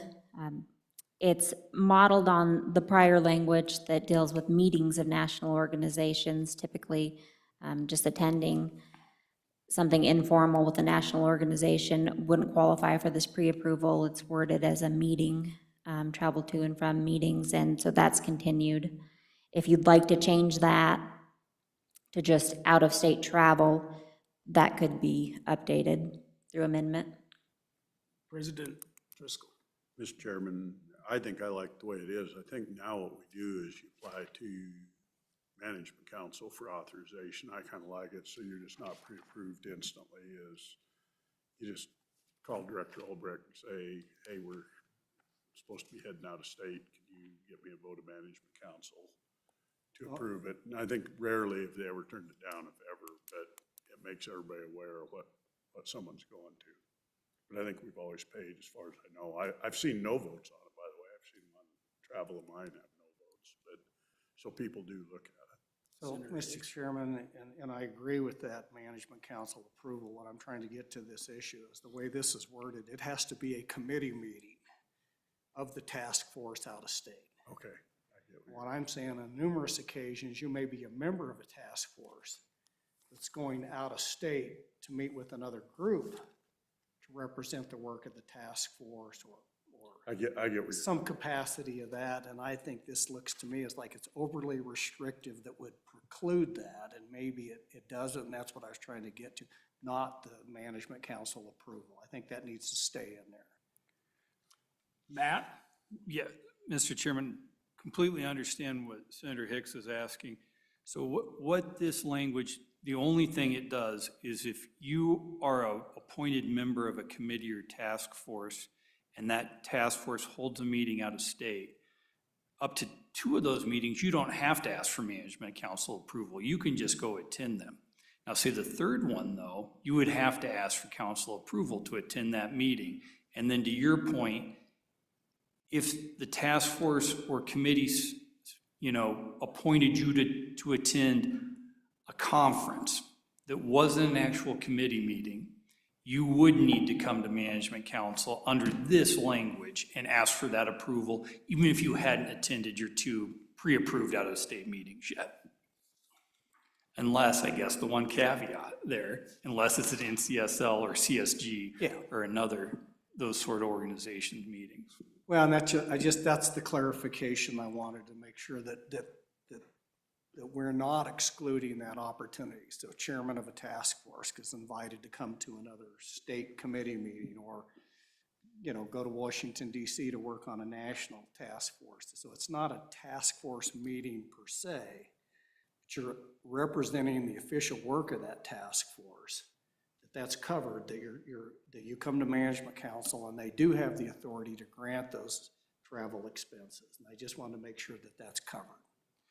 Mr. Chairman, that is certainly covered under the language in paragraph 3. Yeah.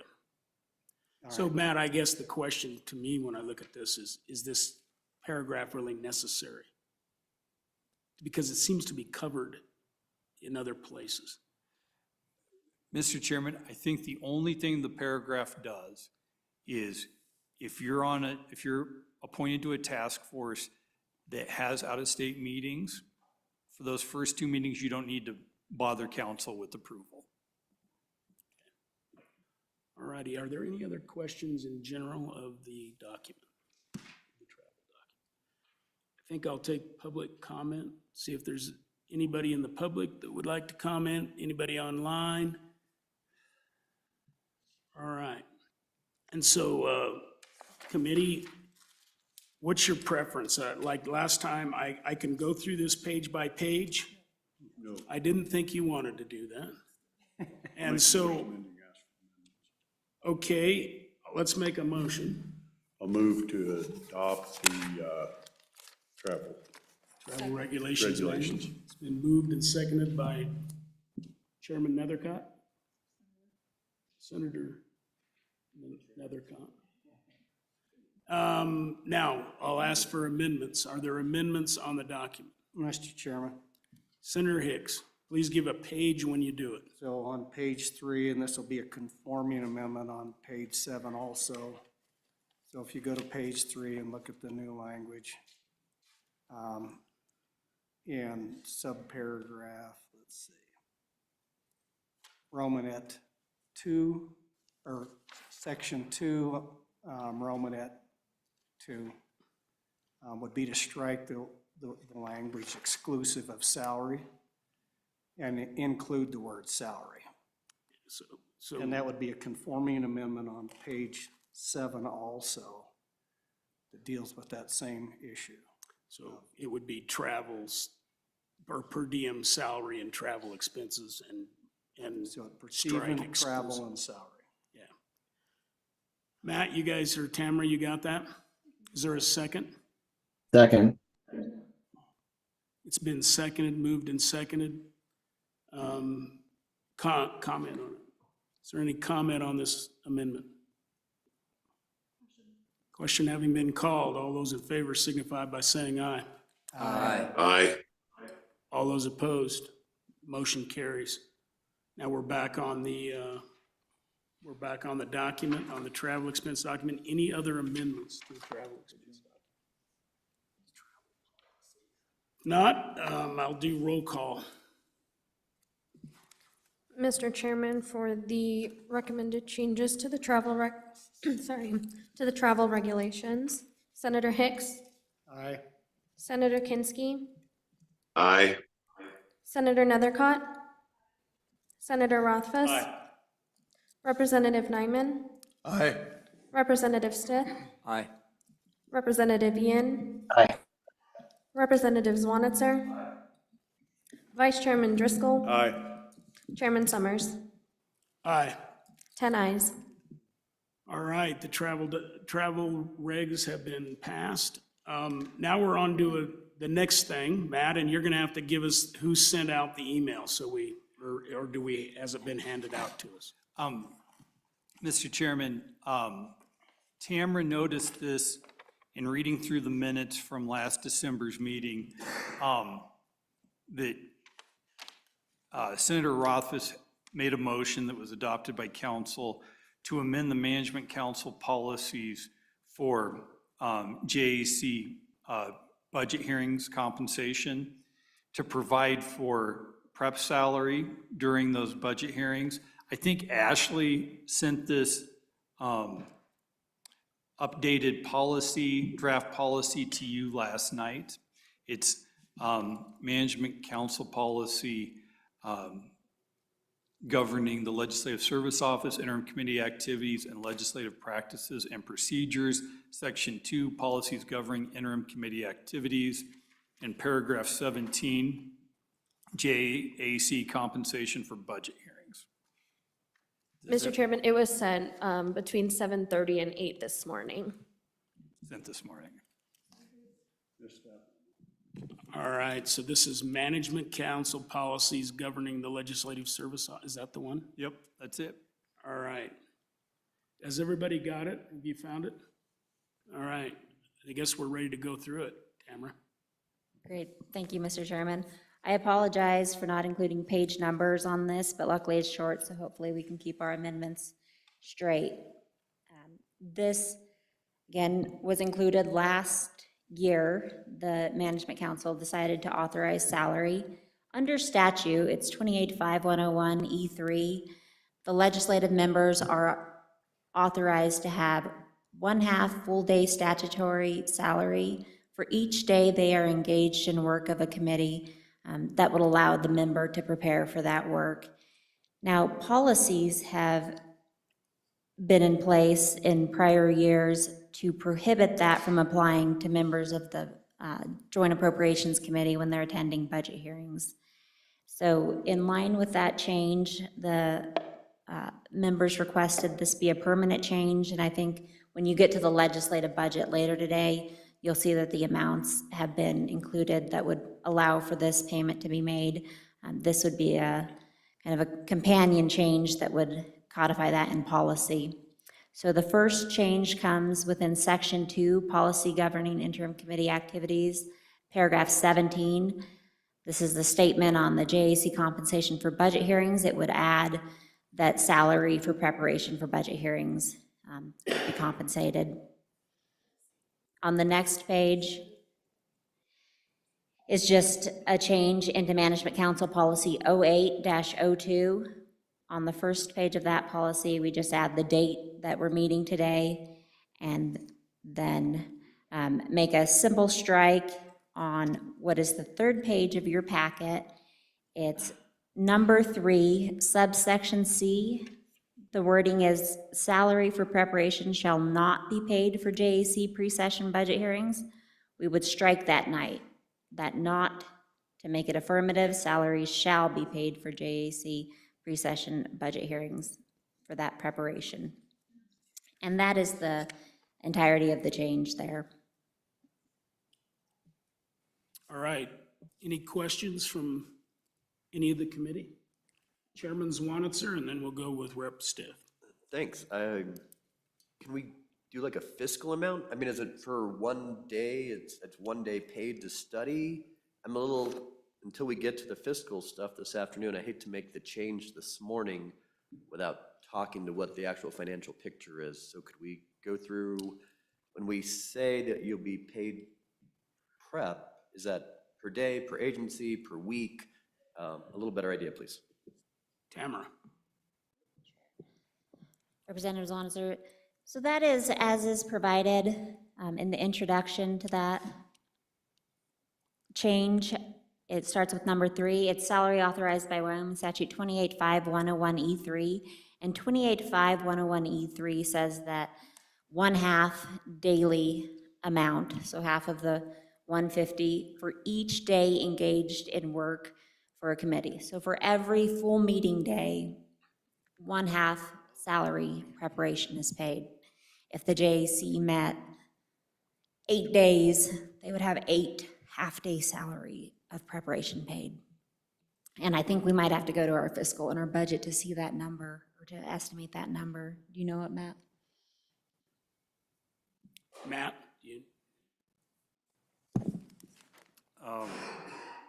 No, not off the top of my head, but I could get it quick. okay. Representative Stiff? Mr. Speaker, just so I understand it, Tamara, essentially what this does is it treats the JAC budget hearings like any other legislative committee meeting. Is that correct? Yes, that's correct, Mr. Chairman. Anybody else? I can, just the time I spend on, you can't compensate enough for the amount of time you spend in preparation for JC. I think this is a step in the right direction.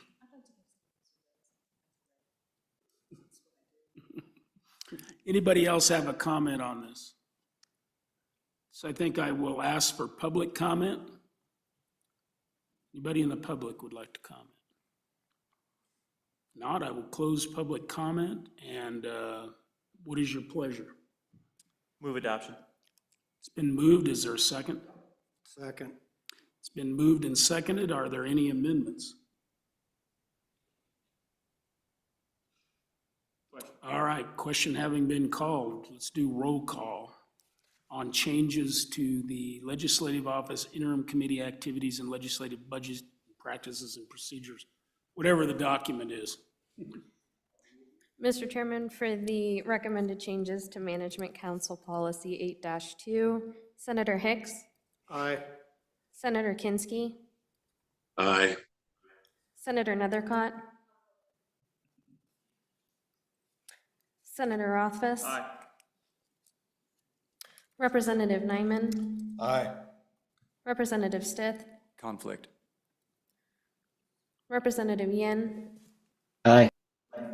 Representative Zwanitzer, Aye. Vice Chairman Driscoll, Aye. Chairman Summers. Aye. You have 8 ayes and 2 conflicts. Mr. Chairman? All right, that has passed. Chairman Zwanitzer. So just a question, does this now happen immediately? So for the January budget hearings, this would be in full force for those 2 weeks in January for Appropriations Committee members? Matt. Mr. Chairman, Representative Zwanzer, it would, and if you would like to make a motion to provide prep salary for the December meetings, you can as well. And that's what we've done in the past, is provided that prep salary through motion of Management Council. Would anybody like to make that motion? So moved. So moved by Hicks, seconded by Rothfuss. Any discussion on providing the salary preparation for the December budget hearings. Any comment? Question having been called, all those in favor signify by saying aye. Aye. Aye. Opposed, motion carries. Conflict. Is that a good enough vote, or do you need me to go? Mr. Chairman, but if members want to report a conflict, just talk to Ashley about it so we can get that on the record. Why don't we just do a roll call on it? Okay. Let's just do a roll call, and then we can get the conflict down officially. Aye. Thank you, Senator Hicks. Roll call on this, this motion. So to approve prep salary for the December JAC budget hearings, Senator Hicks, Aye. Senator Kinski, Aye. Senator Nethercott. Senator Rothfuss, Aye. Representative Nyman, Aye. Representative Stith, Conflict. Representative Yin, Aye. Representative Zwanitzer, Vice Chairman Driscoll, Aye. Chairman Summers. Aye. 8 ayes, 2 conflicts. All right, that motion has passed. Matt and Tamara, where are we at now? Mr. Chairman, we have got other changes to certain handbooks and policies and manuals that need to be made just to conform it. I know, we got a million of these things. Just to conform the new management council membership and one to the legislative handbook for the per diem rates, that all conform to the changes you've made to the management council policy and also to the travel regulations. And I think at least one to the current LSO structure in our personnel manual, maybe two. We didn't want to bring all of these in front of council because the legislative handbook has multiple changes that need to be made to it that you will need to consider at a future meeting, but we wanted to be able to post those documents at least with the correct management council membership and the correct per diem amounts on there. So just a limited motion to allow LSO staff to make those conforming amendments to the various policies, handbooks, and manuals. So moved. It's been moved by Rothfuss, second. Seconded by Nethercott to conform other documents and other manuals with this language to put it online. Any comments from the committee? This is to conform with what we just passed. No comments? All right. Roll call, I guess, for lack of knowing how everybody wants to conflict or not. Mr. Chairman, for the, to allow LSO to make conforming changes to handbooks in conform with the changes you have already adopted, Senator Hicks, Senator Kinski, Aye. Senator Nethercott, Senator Rothfuss, Representative Nyman, Representative Stith, Aye. Representative Yin, Aye. Representative Zwanitzer, Vice Chairman Driscoll, Aye. Chairman Summers. Aye. 10 ayes. All right, those conforming amendments have passed. Matt, where are we at now? Yeah, Mr. Chairman, we've got the audit from the last biennium that's been completed for the legislature to present to you, and then on to the feed bill. I don't know if you want to take a break now or get the audit out of the way and then do a break, whatever. Is the audit fairly quickly? Super quick. All right, let's do the audit, and then we will take a short break. Okay. Mr. Chairman, so our accountants, our outside accountants, McGee, Hearns, and Pye from Cheyenne here completed our audit for the last biennium. It took a long time, and due to the shortage of accountants that McGee, Hearns, and Pye had to deal with, and also due to, this is the first audit that Heather had done as a fiscal officer. So she learned along the way with the auditors. But the audit is complete now, and we'll probably go for an RFP here after the session to get them back on board, or whoever bids on it, for the next biennium, or for this biennium ending June 30th of 2024. But as you can see, the audit finding was no significant deficiencies from the auditors, so everything looked clean. There were a few minor suggestions that were made along the way on how we account for things, but nothing significant at all. Matt, not to drag things out, but highlight a few of the things they suggested we do, just so everybody listening can. You bet. And Mr. Chairman, maybe Heather will come up, and it was really more of the way she reports those things and how it was going to make it easier for the auditors to see that in the future.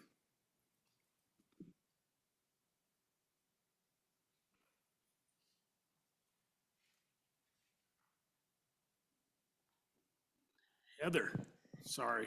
You're fine. Good morning, Chairman.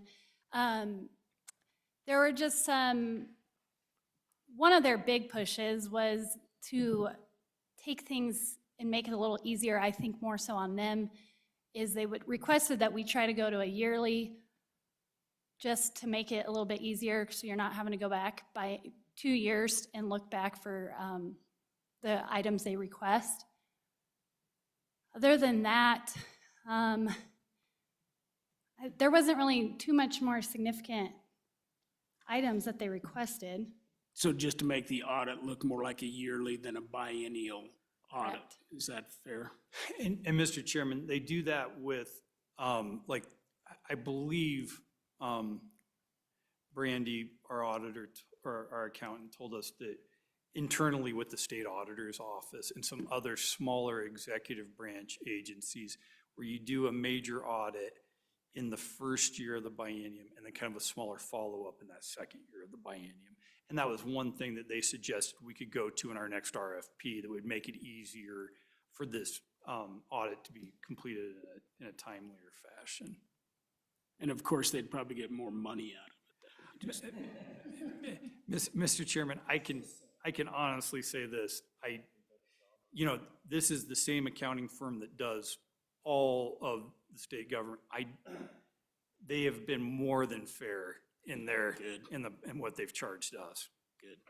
All right, are there any questions? Rep. Stitt, did you have a question? Mr. Speaker, I just wanted to say, with respect to the report about internal controls, just congratulations to Matt and Heather, you for there's no findings of any deficiencies in internal controls. And for a small organization, that's a big deal. That's a good thing, so. Yeah, nice job, you guys. Well, Mr. Chairman, Representative Stitt, thank you. And that's all due to Heather, making sure everything's good keeps us on the straight and narrow. Do we have to buy you high blood pressure medicine now after all this? It might be in order.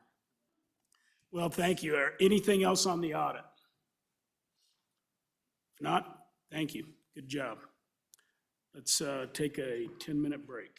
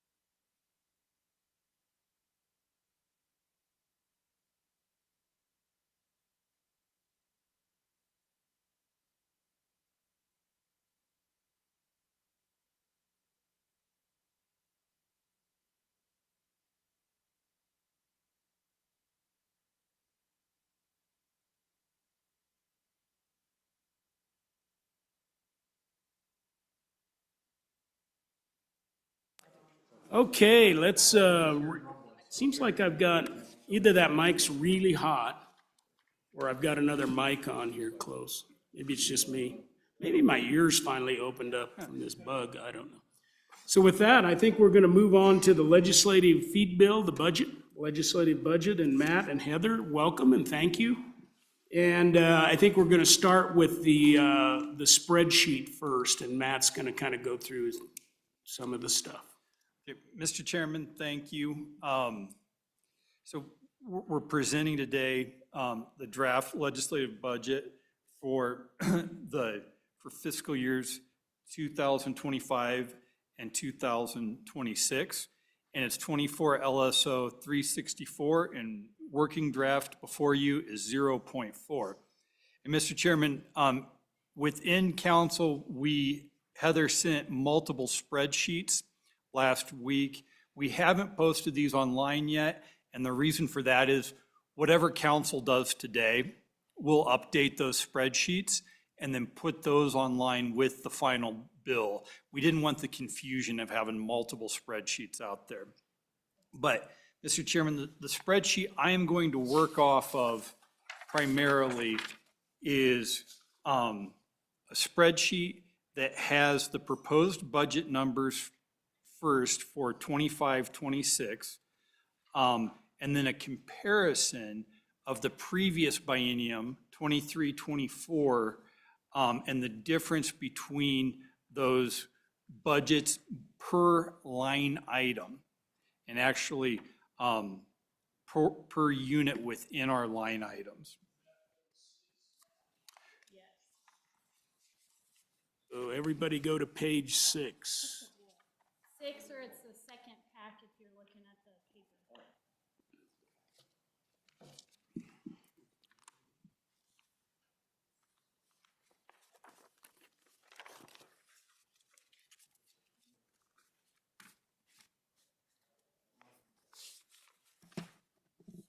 Has everybody found it? Yep. All right, you good?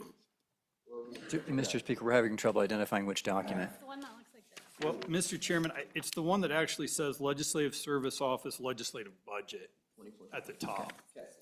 July 24th through June 26th. And Mr. Speaker, my version of that has 5 pages. Mine has 5 as well. Me too.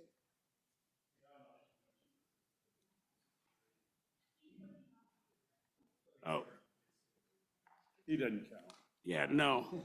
It's what everybody else is looking at's matters, so, all right, we're All right. good. We're all settled So, in. Mr. Chairman, if we look at this spreadsheet, and I'll just kind of cut to the chase here, on page 5 of the spreadsheet that compares the two budgets, we'll look at the total above the line appropriation. And remember, these are the reoccurring expenses of the legislative branch for the whole biennium. So the total proposed appropriation is $23,568,390. And that's a difference of plus $1,472,956 from the previous biennium. So a total increase of 6.6% from the previous biennium. The below the line appropriation in the proposed bill is $1,789,000. But that's going to change, I think, as we go through this discussion, for an increase of $883,000 from the previous biennium. And almost all of that increase accounts for money we put in for education consultants right now. And after discussions with Matt Wilmar yesterday, he relooked at it. He thinks we can get away with a heck of a lot less than that. So Matt and I will talk about that during that time, Mr. Chairman. So that's the kind of the, starting at the end, that's the total ask is those numbers on the back of page 5. Now, Mr. Chairman, if we flip over to the start of that spreadsheet and then in the feed bill itself, I'll explain what the spreadsheet corresponds to within the feed bill. So the feed bill is actually titled the legislative budget. Section 1 on page 1 is the reoccurring expenses, starting on the top of page 2. You'll see LSO staff permanent and temporary salaries are $9,853,818 for the biennium. Legislators, 1.1 million for the session. Legislators during the interim, $2,537,876. Session staff, $650,608. And total employer paid benefits, and this is for everyone, LSO, legislators, and session staff, are $4 So million. Matt, what page are you on what document? I'm on page 2 of the actual feed bill. On the bill itself? Yep. Thank you. Okay, is everybody there? And then if we go back to the other document, tell us when you make the swap. You bet, I will. I will. Let me finish with these employer paid benefits, and then Heather's gonna inform council how to use their spreadsheet for these numbers. And then the final number there on salaries is employer paid benefits. Like I said, it's for all legislative branch employees, including legislators, is $4,786,512. Heather, take it away. If you're looking at the spreadsheet, on page 4 of the spreadsheet, down underneath there's this color coding, and these are the numbers that are actually correspond to the feed bill. And they're color coded because then if you flip back through the spreadsheet, anything that color is that's where I get this total from.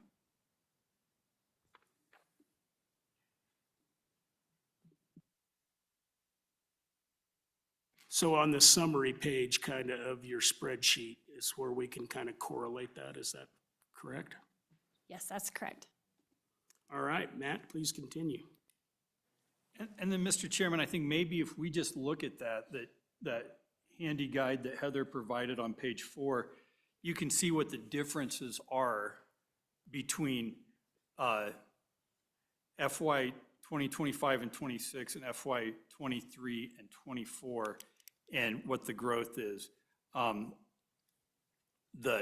Primarily, it's growth in LSO salary, and that's due to both salary increases, proposed increases, and then also number of staff we have.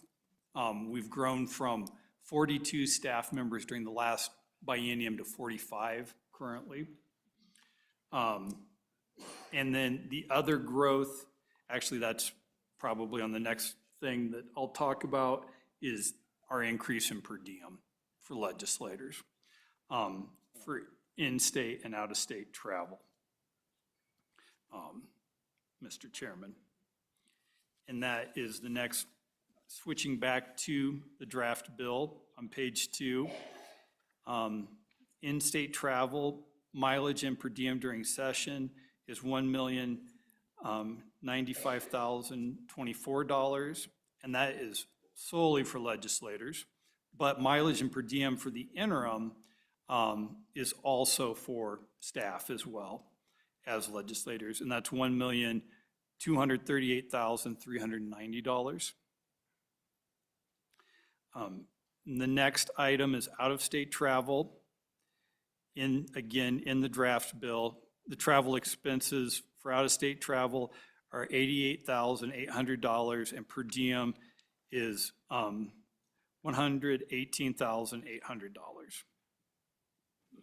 Matt, and I probably don't want to know all this, but, you know, if I was an appropriator, I'd be wanting to know how much money we actually spent versus what was budgeted.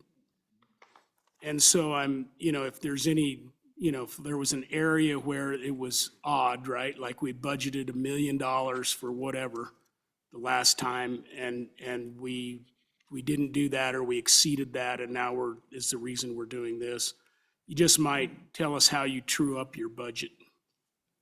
Mr. Chairman, you bet, and Heather can provide that as we go along. And you'll see a lot of that in the line item adjustments themselves, where we over budgeted in a certain area and are asking for less this year, or under budgeted and are asking for more. Mr. Speaker. Representative Stith. Mr. Speaker, so Matt, on page 4 of the table, the mileage and per diem during the session for the next, for the 24-26 is the same numbers for 22 through 24. And is there a reason that our increase in the per diem didn't get reflected there? I'm just surprised that the numbers are the same. Matt? Heather? Chairman Summers and Representative Stith, I went off of, I did a lot of calculations, what Representative Summers just asked for. I actually do that, and I don't have that with me today to give to you. I can run down at lunchtime and print some up, but I go through and I look at what we spent versus how much did we overspend, and we had a lot wiggle room there, but with per diem going up, I decided to leave it the same on that. All right, so we had underspent, but you think based upon our per diem increase. And just by doing calculations, I figure we'll be pretty good there. Yeah. Any other questions of that? Okay, back to you guys.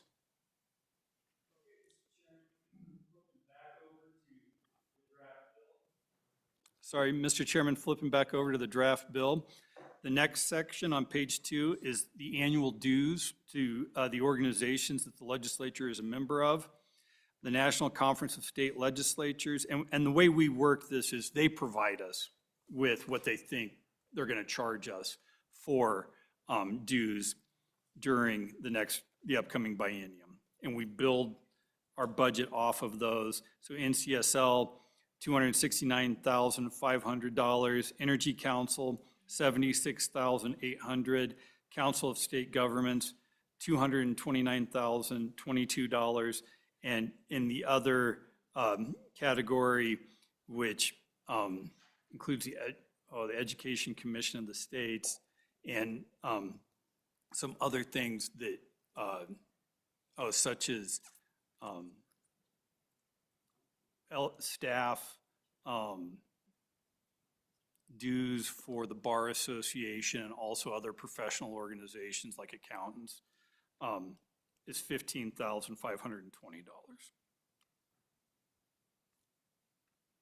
Okay, just keep rolling unless somebody has a question.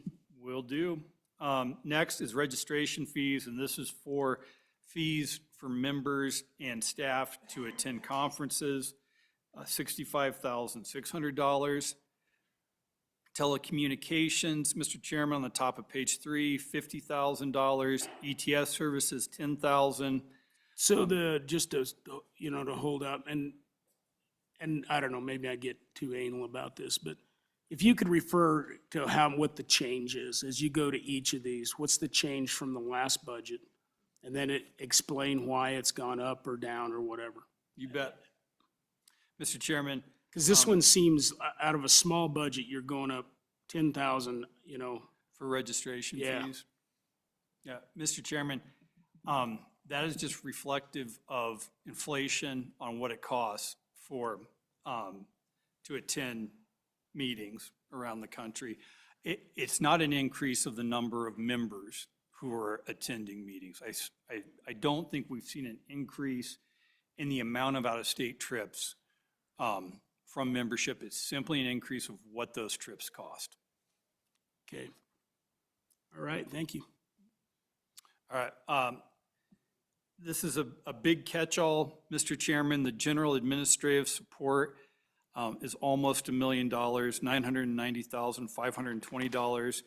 That is IT services throughout the legislative branch, copying, supplies and equipment, furniture, contract services, and special projects are all lumped in with that. And we've got, that is quite broken out within the spreadsheet if you wanted to go through that, Mr. Chairman.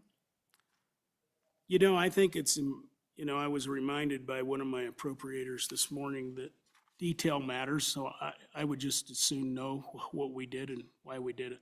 You bet. So, Mr. Chairman, I think if we go to page 3 of your spreadsheet, about a third of the way down, under, we have the general administrative support, and Heather has gone through, and really this part of the budget is built, this is essentially our operation division, as well as the clerks during session of what it takes for us to run the legislative branch. Director Obrecht, giving respect for my House appropriations members who evidently have spoken to the speaker about detail.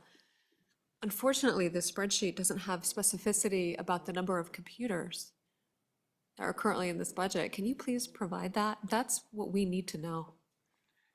And the number of software application programs, monitors, and keyboards. I'm kidding, of course. But actually, that's a level of detail that the House members would like to see, and I think what the speaker is asking for as well, is the level of specificity associated with each unit that we'll be paying for. Buckle up. So thank you, Chairman Nethercott. It was actually on quite something else, but I did hear a little bit about that as well. So yes, I think that is a good idea.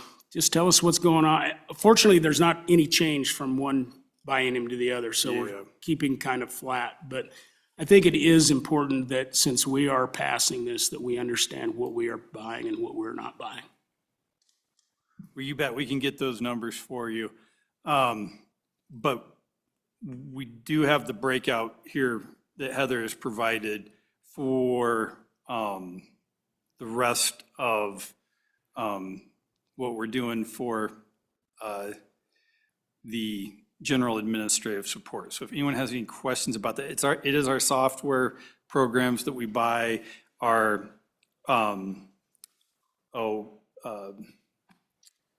subscriptions to Office 365 and other different Microsoft suites for the branch. And yeah, our software and hardware. Yep. And some furniture replacement that we've got as well.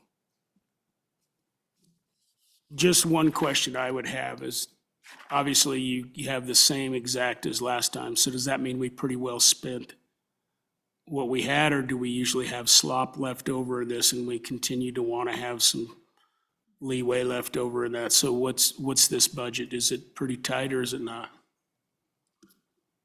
That's just a general question. Pretty tight. Thank you. Mm-hmm. Okay, Mr. Chairman, moving back now to the draft bill itself, we've got the cost for statutes, session laws, and digest. So these are our printing costs of books, $335,000. For a total, like I said before, of $23,568,390 for our above-the-line expenses.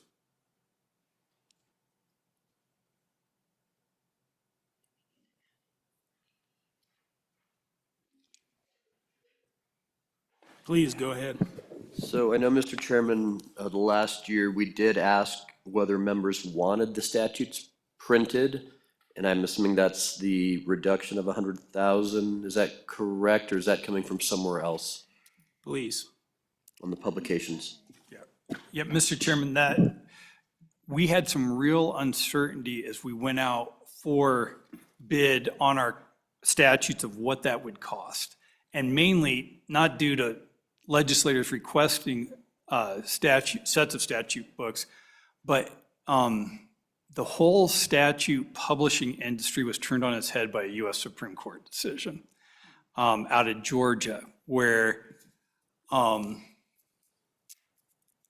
the annotations to the statute books had been copyrighted material. That whoever the publisher of the statute books were that compiled the annotations would charge money for access to those. And they would charge us too. Now, we worked that out through a contract where we could actually host our statutes annotated at no cost to the end user. But it wasn't like that in every state. And the US Supreme Court said, no, that's akin to, those annotations are akin to court decisions, and you can't charge the public for access to those annotations. So we weren't quite sure how our next contract was going to look after that decision. And so we included a little bit more money in there, and this is really a reflection of what that cost. Anybody else? All right, please continue. Okay, Mr. Chairman, we've just got a couple additions to the above-the-line appropriation. In our general administrative support, we need to include $20,000 per year for a total of $40,000 for our maintenance contract for the rooms here in the Capitol on the AV systems. So Matt, are you going to have all of these amendments so at the end we can roll back through what these amendments might be if we want to bring them? Yep, you bet. Okay. You bet. And there's only two that I know of, well, and then two above the line that I know of, Okay. Mr. Chairman. Please. That's the first one, $40,000 for the biennium for the maintenance and service contract for the legislative AV systems in both the rooms and in the chambers. And then, Mr. Chairman, the next one is for a software program called Tableau Power BI. And this is the Budget Fiscal Division uses that. We've got a line item for it in the spreadsheet, but we just didn't populate that line item. And that's $1,600 per year for that subscription to that software for a total of $3,200 for the biennium. Does anybody have any questions on that? This is just probably an odd question, but are we purchasing AI software? Mr. Chairman, we're not, but we are actually exploring different opportunities we may have to use AI. And one we're exploring, and I don't know if we're anywhere close to actually implementing this. I don't think we are. I mean, I think we're years and years away from it. But there's been multiple requests throughout the years on how can bills get enrolled with amendments between committee of the whole, second reading, and third reading. Well, Jamie Schaub thought that AI might provide us with that tool to be able to do that. So our longtime IT consultant who's been dabbling in AI, from what we understand, has taken a look at it and has provided us with some preliminary findings that he had on what we could do. Essentially, the program would learn what it would look like for a bill to get enrolled like that. But it's something we've just begun to initially explore, and we're a long ways away from it and not at all ready to present it to council or have any sort of line item for it. Chairman Nethercutt. Mr. Co-Chairman, I anticipate it will move much faster, and I encourage full embracing of understanding how it can be best utilized. Because we've all experienced just the speed at which we have to operate, and the AI technology can help facilitate the speed at which we are expected to perform.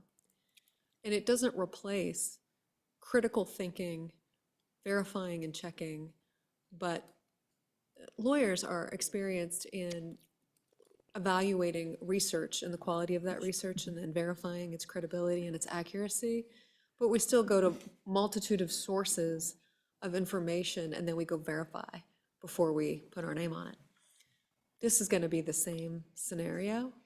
And I just think particularly with our rocket sessions and the volume of bills that are coming out, the only way, I think, to meaningfully do it is to take advantage of that resource.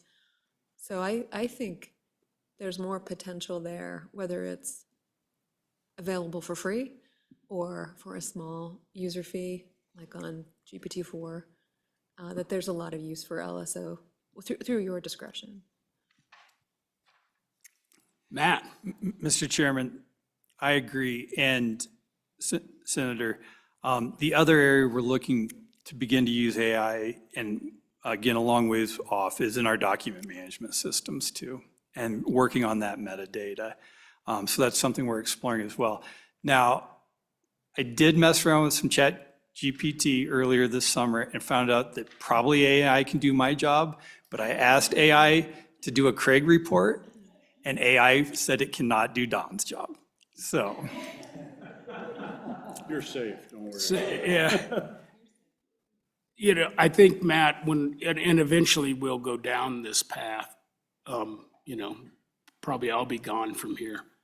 But I think it needs to be a conscious decision of the legislature to go down the path of utilizing AI. Mr. Chairman, Madam? or Mr. Chairman, I disagree with that. And here's why, and it's the fear of the technology, right? But I think it's important to evaluate it just as another resource. And I don't know that I need to be consulted with whether or not you're going to use LexisNexis or Westlaw as part of your research in interpreting the legality or constitutionality of your laws, right? I encourage you and I expect LSO to use all resources available to you, including on the World Wide Web and legitimate resources of all manners and traditional books and libraries, and trust your abilities to evaluate the type of resource and technology available to you in order to effectively do your jobs. I trust your judgment to do that, and not mine. My only comment is it's all about politics. What's what we are. So in the end, I think if we do go down this path, it should be a conscious decision of the legislature. I agree with evaluating all the tools out there.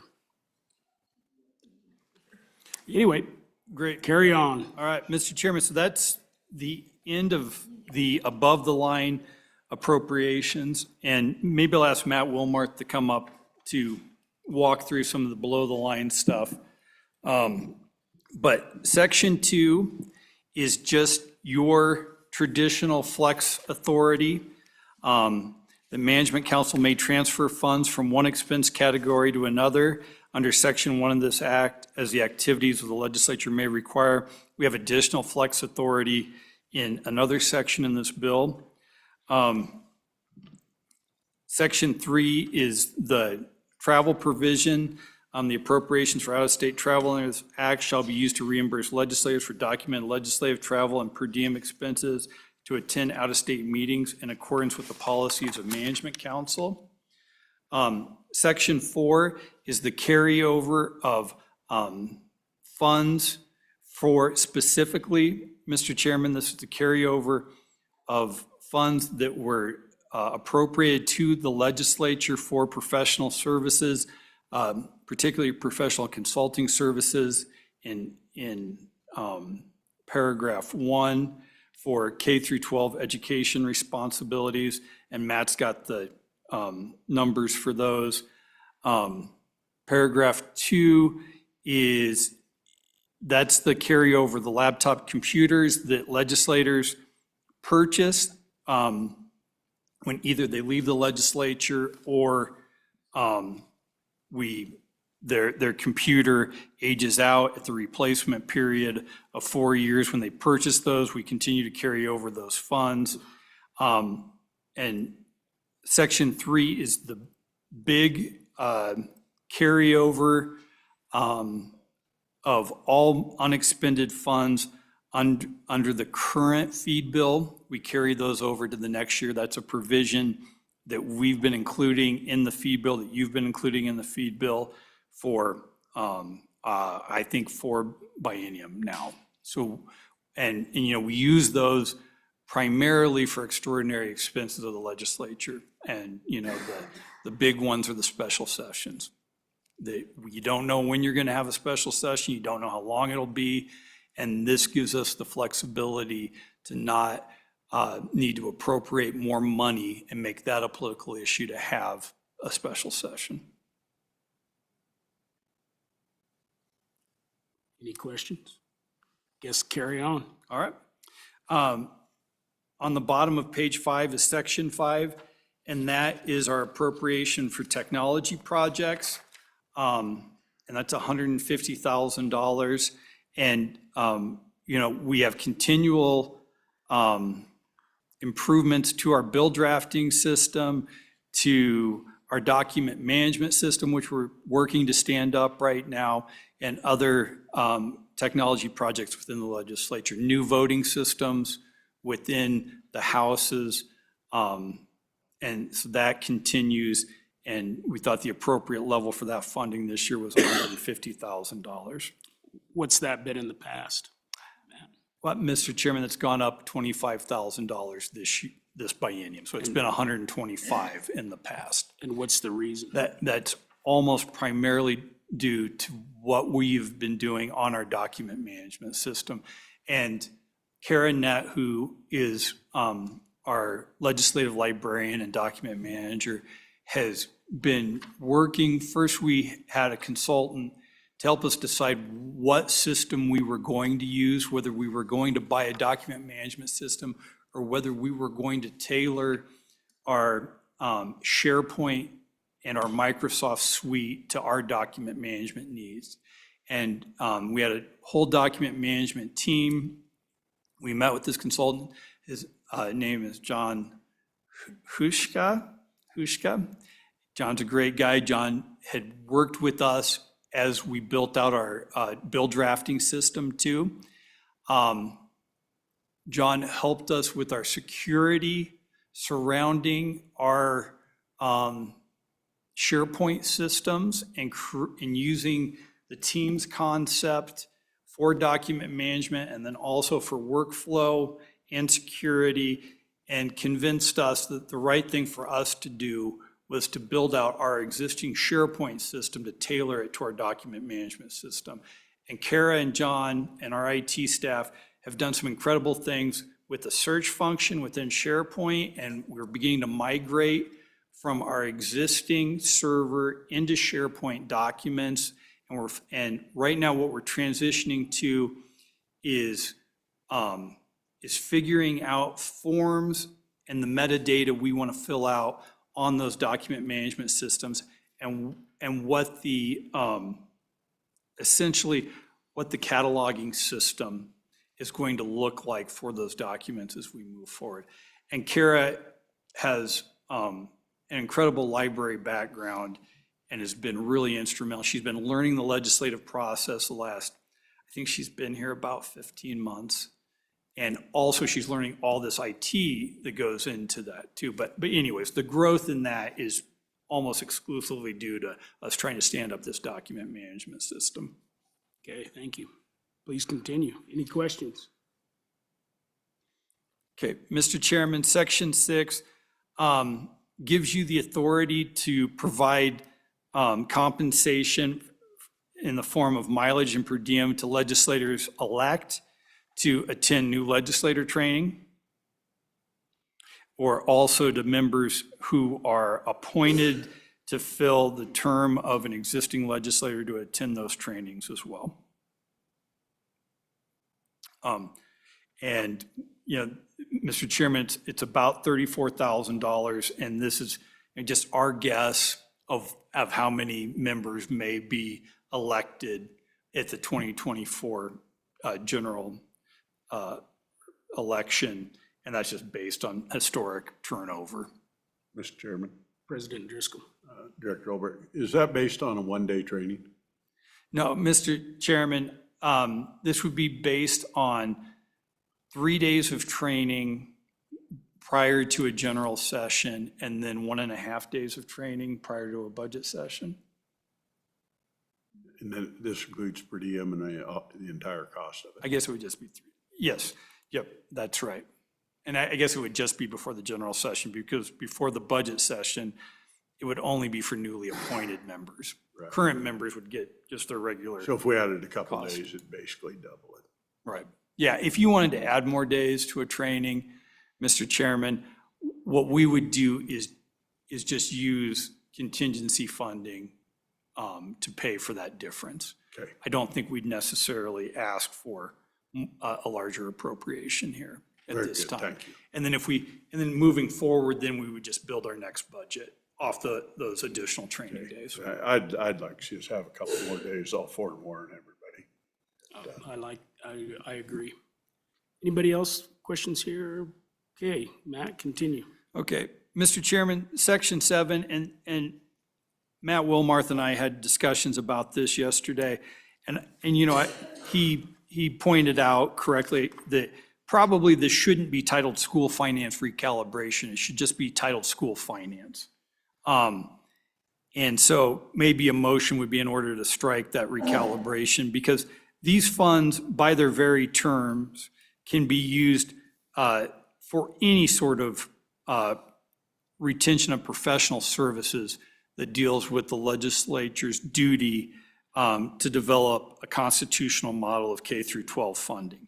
And you know, that could be our consultants for a recalibration, but could also be our consultants for an ECA, or it could be lawyers that we needed to hire as well. So, and also Matt crunched the numbers again last night, and we think that the additional appropriation of $1 million is heavy by about half.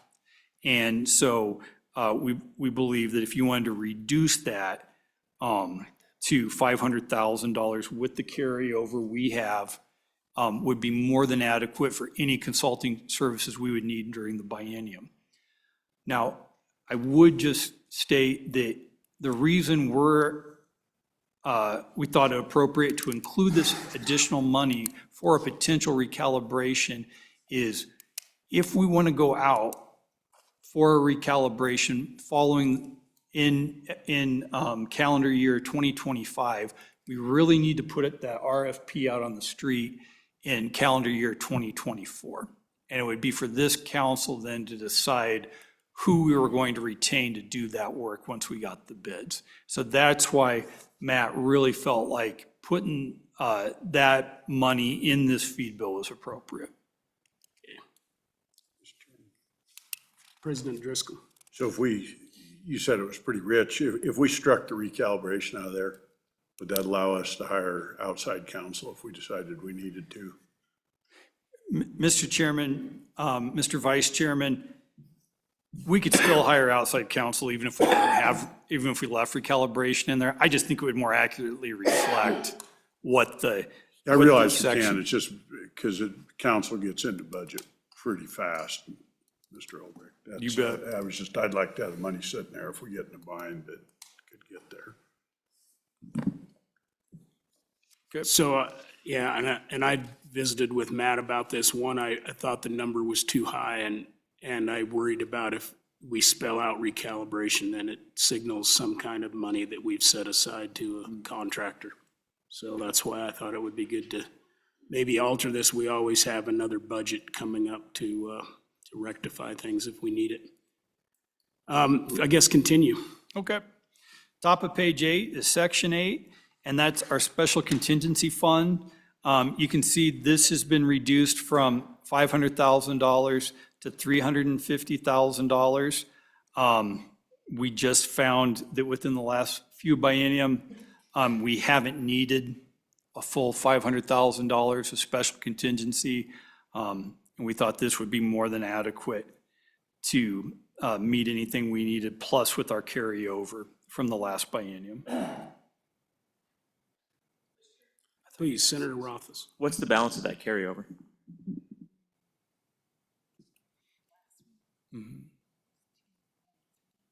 No, not just this carryover.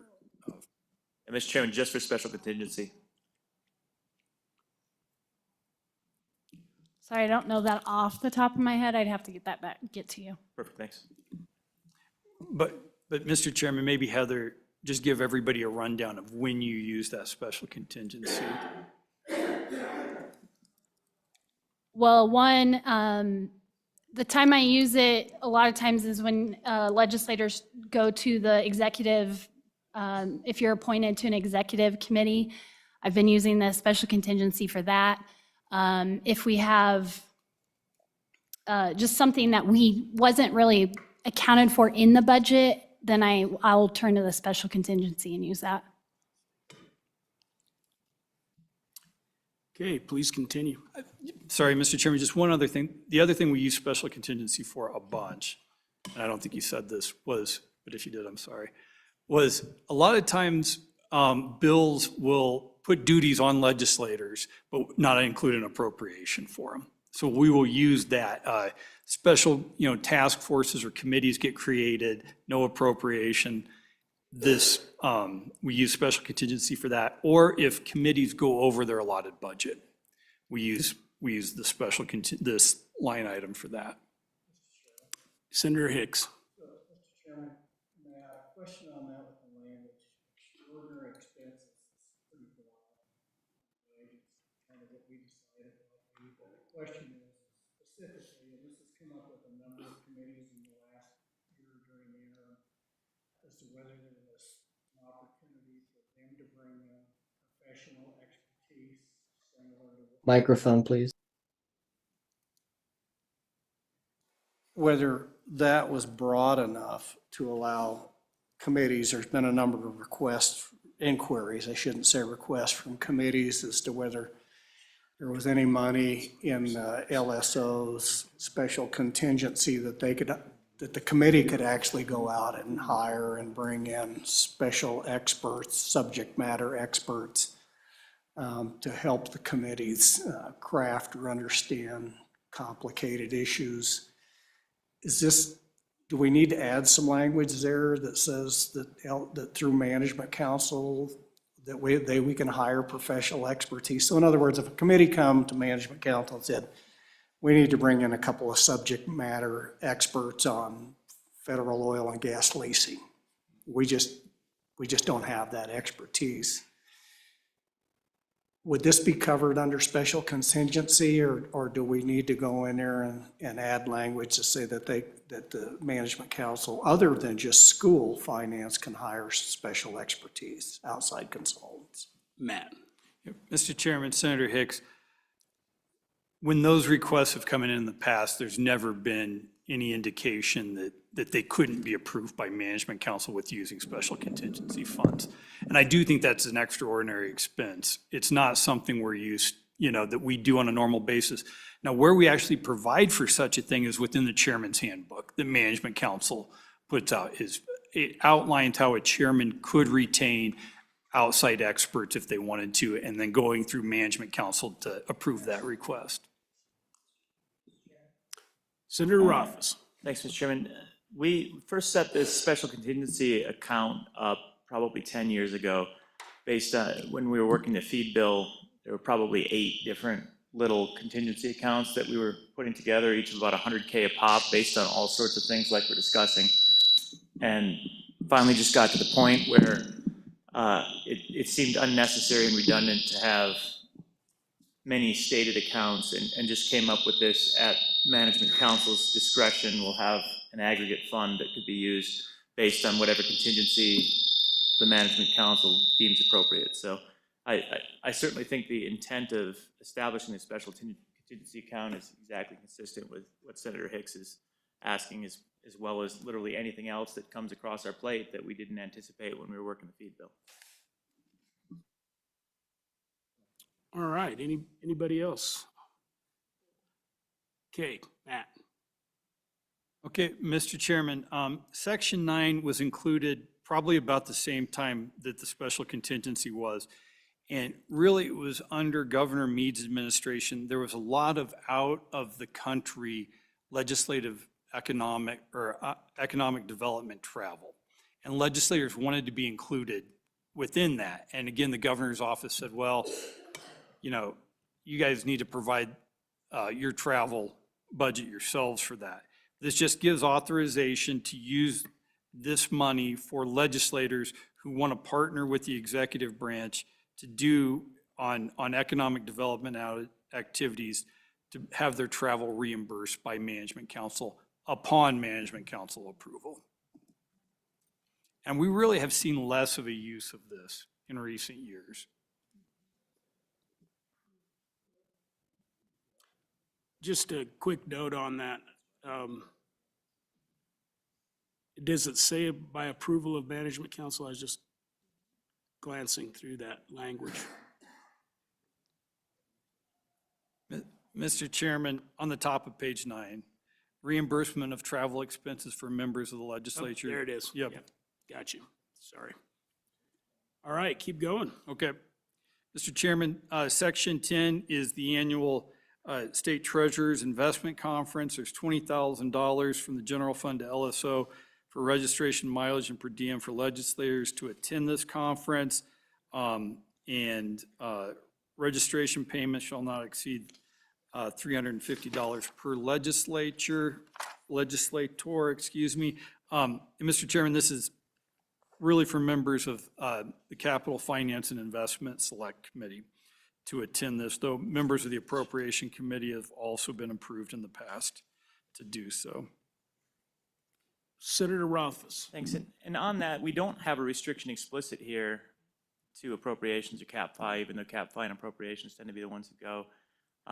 And that's intentional. There have been years when other legislators were interested, so I think it's important to realize that this isn't a restrictive list, but that is usually who goes, and that's by intent, recognizing that other legislators might just want to learn. That's a really, really informative experience for legislators, so I think it's appropriate for it to stay that way. Yeah, I was going to say that. I've learned so much at that. I mean, the caliber of people that show up there that understand finances around the world and within states, it's a real benefit, I think, particularly after you've been in the legislature a while, if you want to get a really broad understanding of what our sovereign wealth fund does and can do.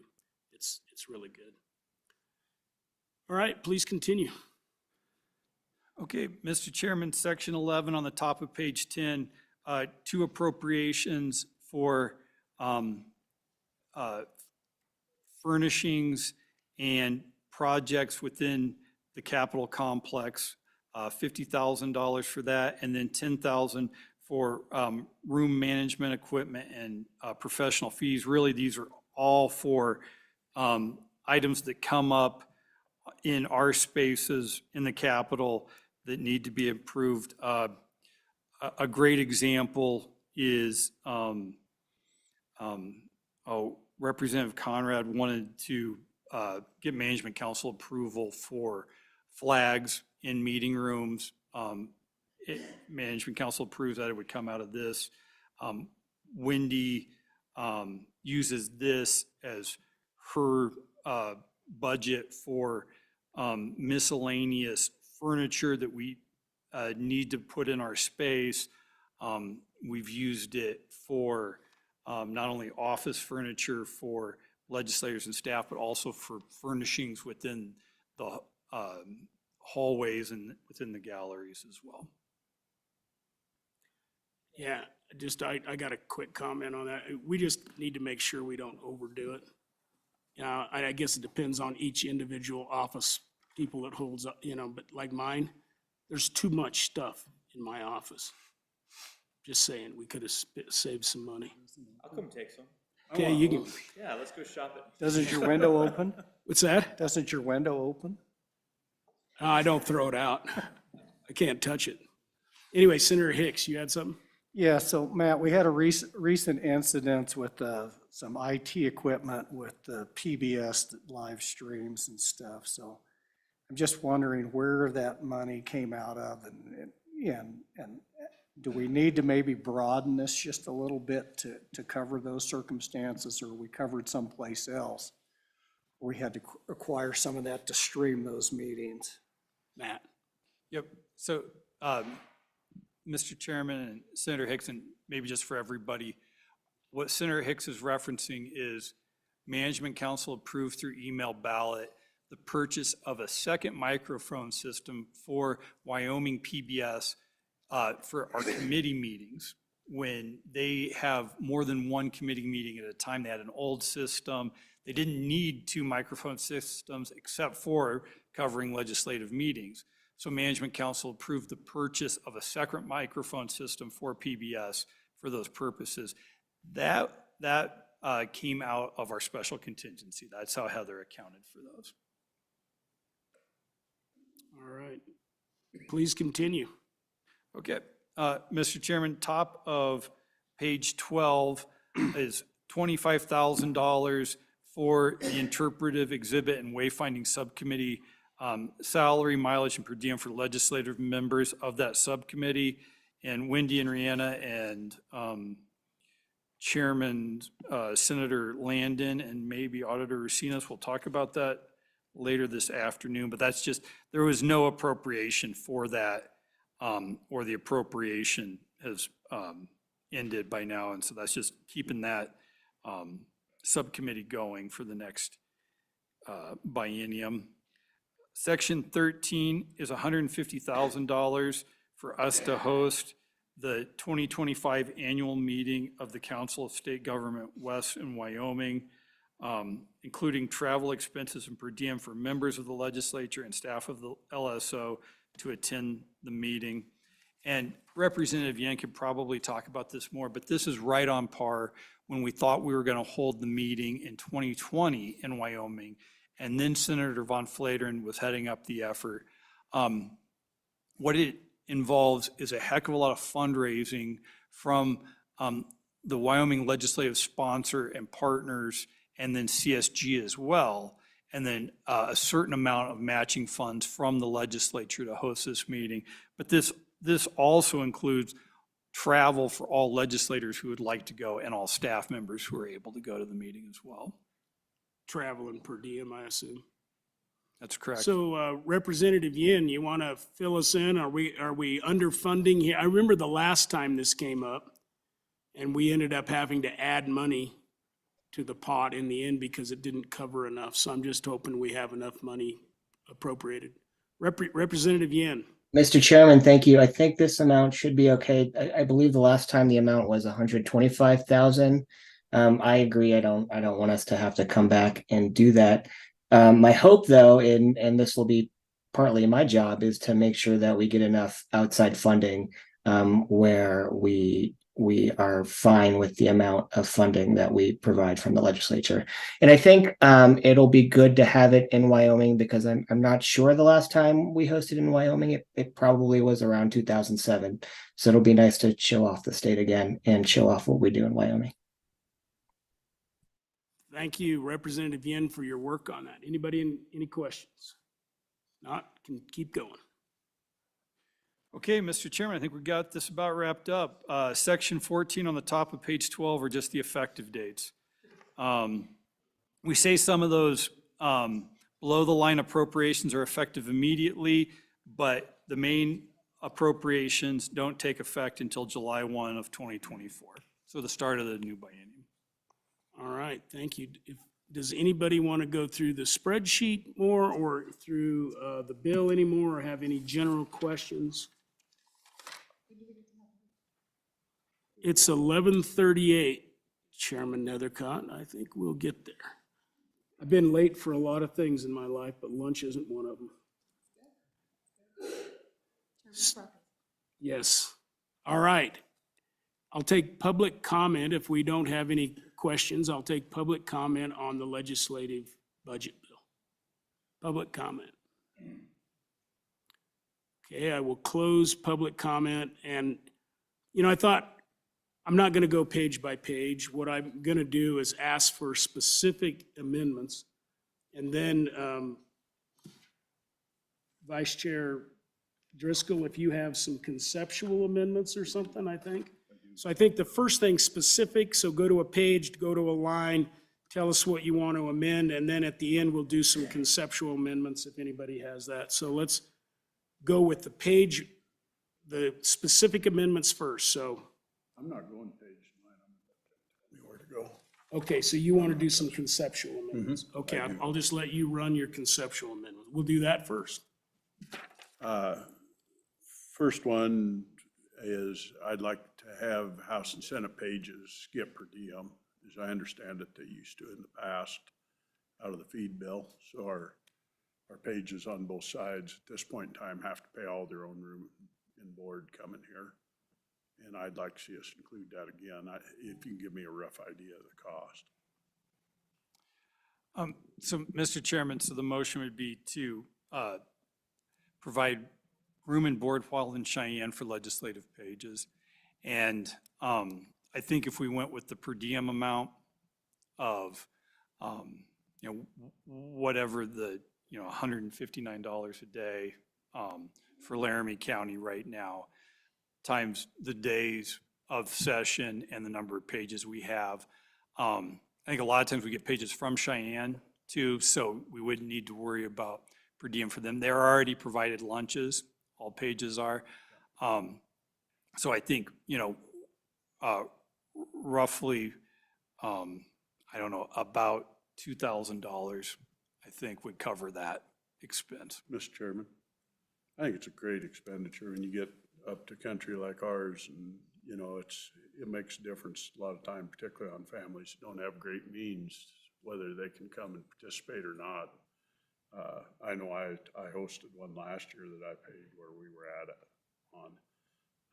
I think it's a pretty great deal. A big part of these end up coming back as legislators later on. And this is a page, not an aid. Yes, it's the pages only, which there's 2 or 3 on each side? 2? I don't know the house size. Yeah, we don't hardly have pages anymore, to be honest. I'm sending you one, because we got more than we can take. All right, I'll take them. So if you make a motion out of that, I move that we provide per diem for pages. up to how many pages per body? Ellen, can you tell me how many there is on each side, or Katie? I'm not sure. Ellen, come on up. I mean, if it's just 2 per body, whatever we need to do, but we ought to kind of line that out so we don't end up with 10 Yeah, or I don't want to 15. short, and I also don't want to go long. Thank you, Mr. Chairman and Mr. President. The normal is 1 page for every 2 weeks of session. So generally, they come down, work 2 weeks, then the next one comes in. So we have 1 student page in the Senate the entire length of the session. So in a budget session, we will have 2. In a general session, we have 4. Okay, Right, so it would just so be the just, motion would be 2 during the budget session and 4 during the general, up to 4 general session for each House and Senate. or you could make the motion where it's up to 1 page for the entire session, length of the session. That's fine. That's whatever's easiest for Does drafting. does that work? So Yep. be 1 for the duration of the session for each body. Yep. Is that good? That's good. I'll second that motion. Discussion. Discussion. So the issue of, I think it's a good idea for you got people traveling out of state, but when you're living in home and here in Cheyenne, I just worry about, paying per diem when there's no per diem expenses associated with serving us. I just wonder how you propose to address that. So Matt, wouldn't that be covered in our per diem policy? Or Yeah, not? Mr. Chairman, it would. And we wouldn't pay per diem to Cheyenne pages. Like I said, they get lunch already, so we cover lunch for them. They wouldn't get that per diem, and they do get a salary. Actually, pages get a salary, so it's the same as legislators. So if I may offer just an amendment to make sure that it's clear that the per diem only pertains to those pages that are working from outside Friendly amendment. of Laramie County. That's friendly. Friendly amendment, so that'll stay within the original. Any, Yeah, send them out of the house so they can get per diem. any other comments on the amendment? So the amendment is to add 1 page per session for per diem. Cheyenne pages would not get the per diem. Matt? Mr. Chairman, I would just mention that Heather will crunch those numbers, and then in the final bill draft, if this motion's approved, will increase that, the amount on line 9 on page 2. Yes, please, Representative Nyman. Thank you, Mr. Speaker. Just curiously, what is the current wage for pages? You said that they are paid a salary, so just, I didn't realize that. What is that amount? Oh, I thought, Mr. Chairman, Representative Nyman, I thought it was the same as legislators. I thought it was 150 a day, but Heather says it's 105 a day. 105 a day. Mm-hmm. All right. Any more comments, questions on that motion? Half a bail. Okay, all those in favor of Vice Chair Driscoll's motion on adding per diem to pages, signify by saying aye. Aye. All those opposed? Motion carries. Mr. Chairman. Vice Chairman Driscoll, we'll keep going with you till you run out. Okay, well, I'm about run out. Back to Mr. Chairman, Director Albrecht, Leadership Secretary, you and I have talked. I think you felt like you could handle it internally, so I'm not going to make it as an amendment, but I need to figure out what it takes to make it happen for who goes into leadership behind Albert and myself, Speaker Summers and myself, because I think it's important. Yeah, Matt, Mr. Chairman, what Leadership, we've, shared leadership secretary for the President of the Senate and the Speaker of the House. During the interim. It's got where the number of emails and scheduling we do, I've drove down here missing meetings because I didn't get it scheduled, and it's just critical, I think, that somebody's there to help sort our lives out for us. just so the rest of the members of council have the background on the conversations we've had, what we've talked about is right now we've got 2 full-time LSO staff members in our front office, and this would be adding a 3rd front office staff member whose primary duties would be to provide leadership administrative assistance. Now, the question is, how do you want to define leadership? Is it just the presiding officers? Is it the majority and minority floor leaders as well? And probably I would use this person too for some administrative assistance as well, because Heather decided she didn't want to do that anymore and she moved downstairs. And so, no, Mr. Chairman, we'll just see, we just have to see what capacity would be for this person. It'd be a full-time job. We'd want to give this person enough work to take up their time, their 40 hours a week. But what Vice Chairman Driscoll was referring to is, I thought we could handle this person's salary within that existing budget request of the LSO, permanent and temporary staff. So we Mr. wouldn't need Chairman. any more money for that position. I think, but a motion to do that, I think would be appropriate, right? Just to be, I do I think too. the policy piece of that is important to get in a vote. I do one way or too. the other. You bet. Mr. Chairman. Yes. A couple comments on it. I think knowing my personal deal, 5 hours a week probably is going to do it for somebody at the most.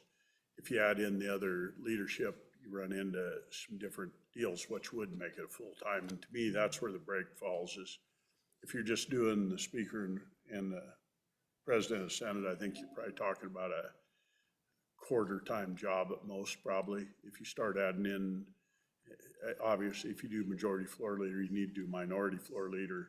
You start going to there, I think you do get close if they utilize them. And obviously, part of it varies whether you live in Cheyenne, because some of this is, I can tell you, I had no clue the amount of travel it took to get into the upper ends of leadership, that you have to come down, and some of it a secretary could handle for you. So I think that the job would go up and down depending on where your leadership's laying out. Matt? And Mr. Chairman, I agree. I think that we also have a need within LSO for a 3rd person within our main office to cover shifts, do some miscellaneous tasks. But I do think if we're going to add this person, we should at least start out with the idea that it would cover all of leadership, administrative duties. I don't know how much the person will be utilized by the majority and minority floor leaders, but I think being able to to keep tabs on their emails if they want, if those officers want to do that is important. And I do think to get the quality of individual we want with the continuity, we need to make it a full-time job. Mr. Chairman, Yes. for that, I'm going to go ahead and make the motion because I got to leave. Is that we go ahead and authorize one more full-time position for the front office, whose primary duty includes as defined jobs by staff for all leadership positions on both sides. And we'll be back to review it next year. I think it should have a review in it so we can come back and look at what the actual needs are. But one full-time position. Mr. Chairman. Is there a second? Second from Senator Rothfuss. Comments? Mr. Chairman. Representative So Stitt. the motion is to add a one full-time equivalent all year round for the Legislative Service Office, whose job will be to act as essentially as an assistant to both the President of the Senate and the Speaker of the House. And is there a salary associated with this? I think it also included other administrative jobs. Yeah, other administrative jobs as well. And Mr. Chairman, is there an associated salary or pay band associated with this? I mean, how much money are we talking about? Good point, Matt. Yep. So, Mr. Chairman, the pay band would be what our current administrative assistant pay band is, and I think that's from $35,000 to $75,000 a year, within that range, just depending on experience level.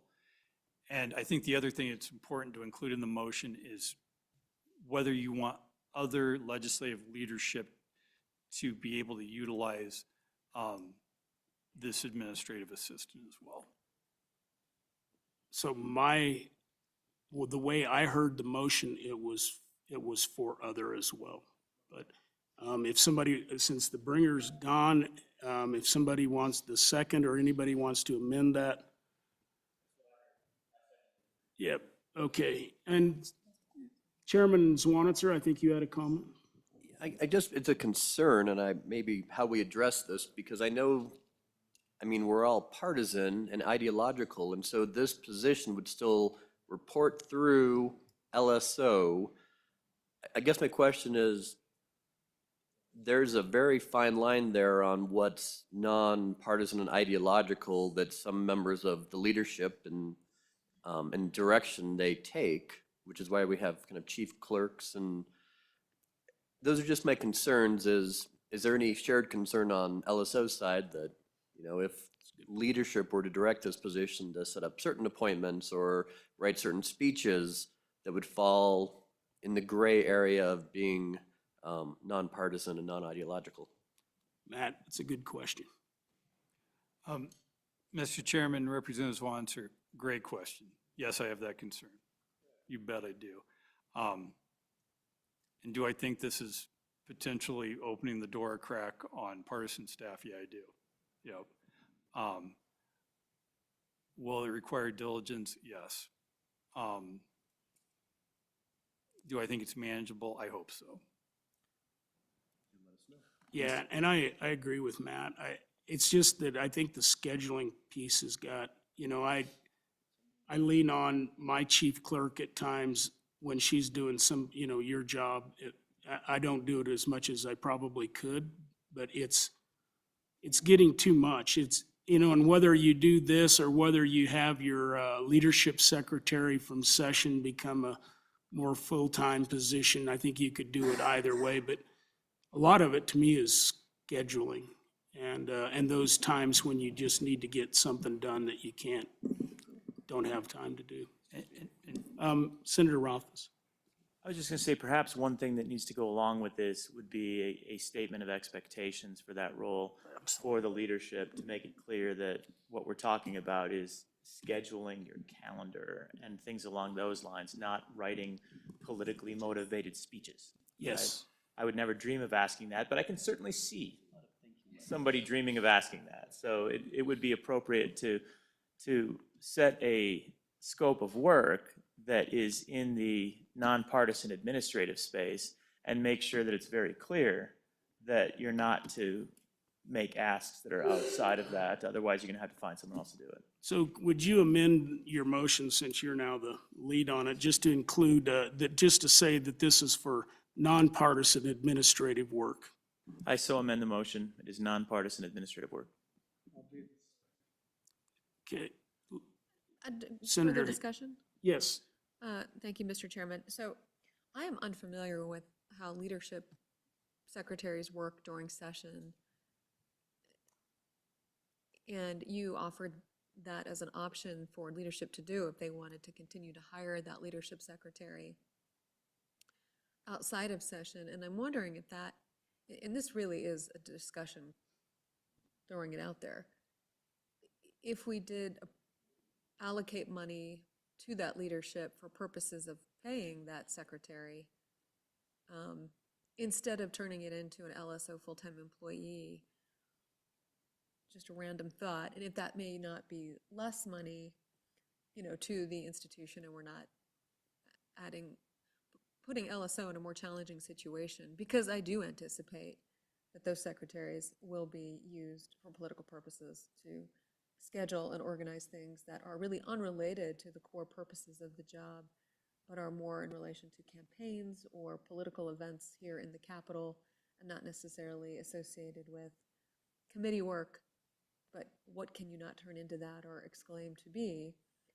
And so everyone gets placed in a very uncomfortable situation. It can be managed, and I trust that that could occur, but is there maybe alternatives that we can come up with to avoid that? I don't know.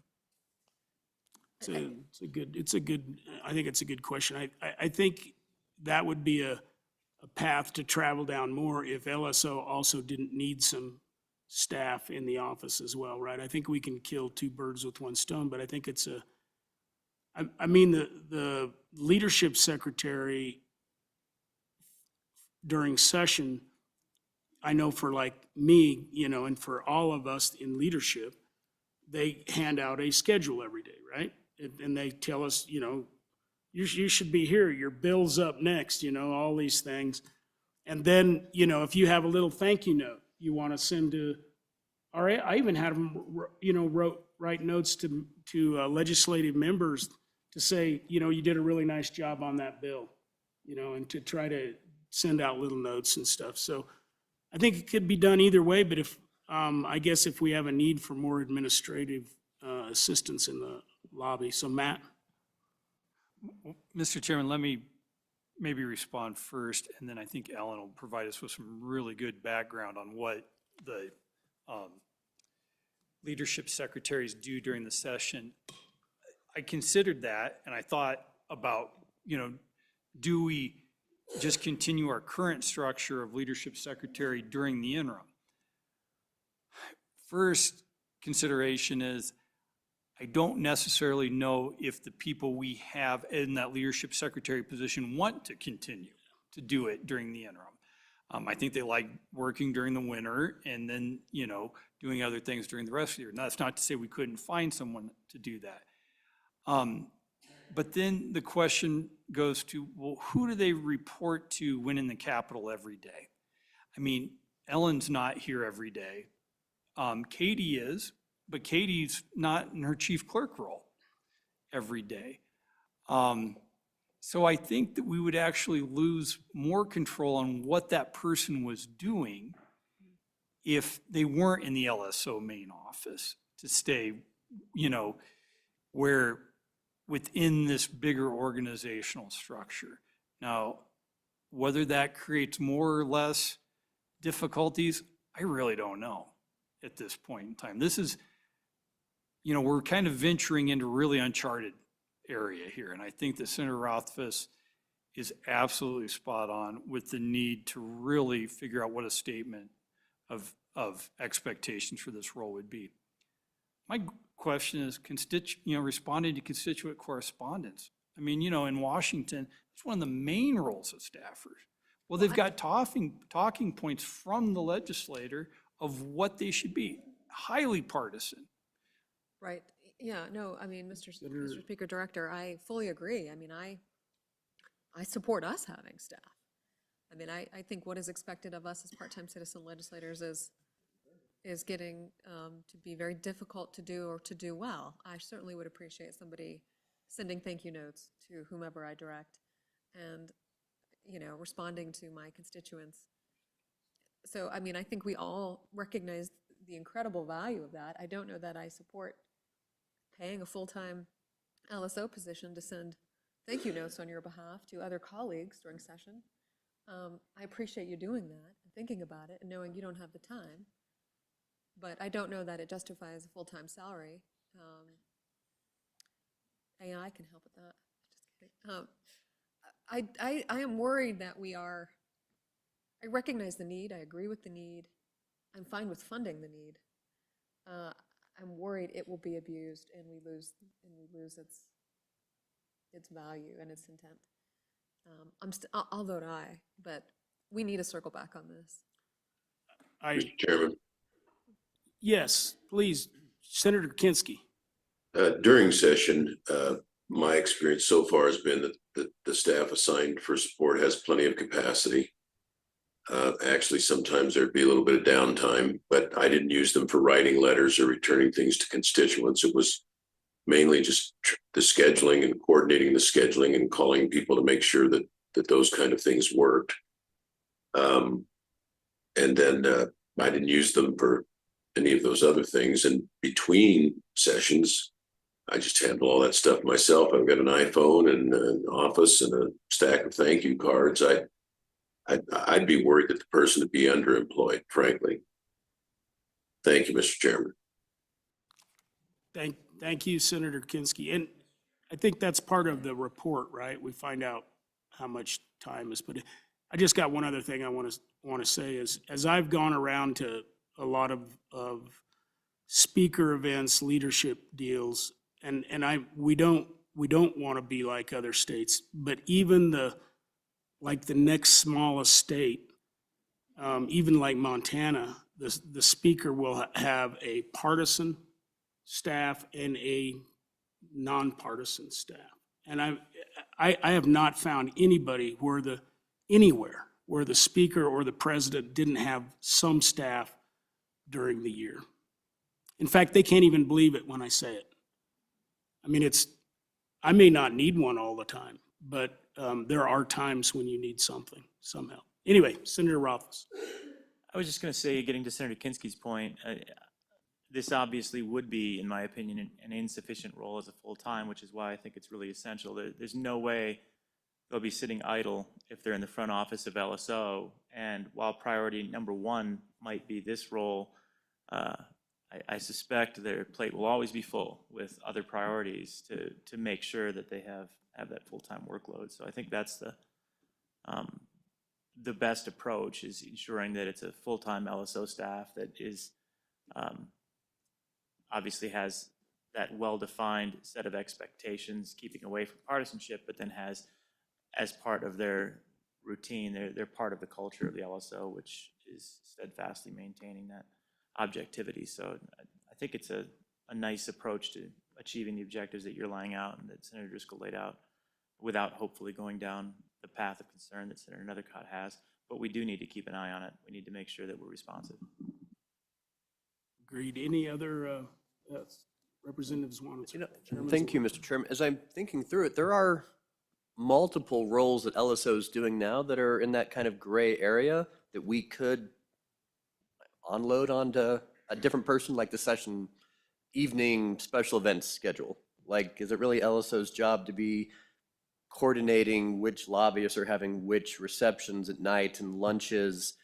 Probably not. I mean, so that could be a role that could go on to, this position that's somewhat more quasi getting ready for session, scheduling session events throughout the year, interns, visitors to the Capitol when our constituents come. I mean, I'm always being called, and some of that's visitor services, but some of that is, from what I've seen, certain groups that are ideological, that are visiting our Capitol that may or may not neatly fall into LSO's broad roles. So I do think there might be some internal processes that could be switched into this position as well, and keep them full-time. Senator Nethercott. Thank you, Mr. Chairman. So I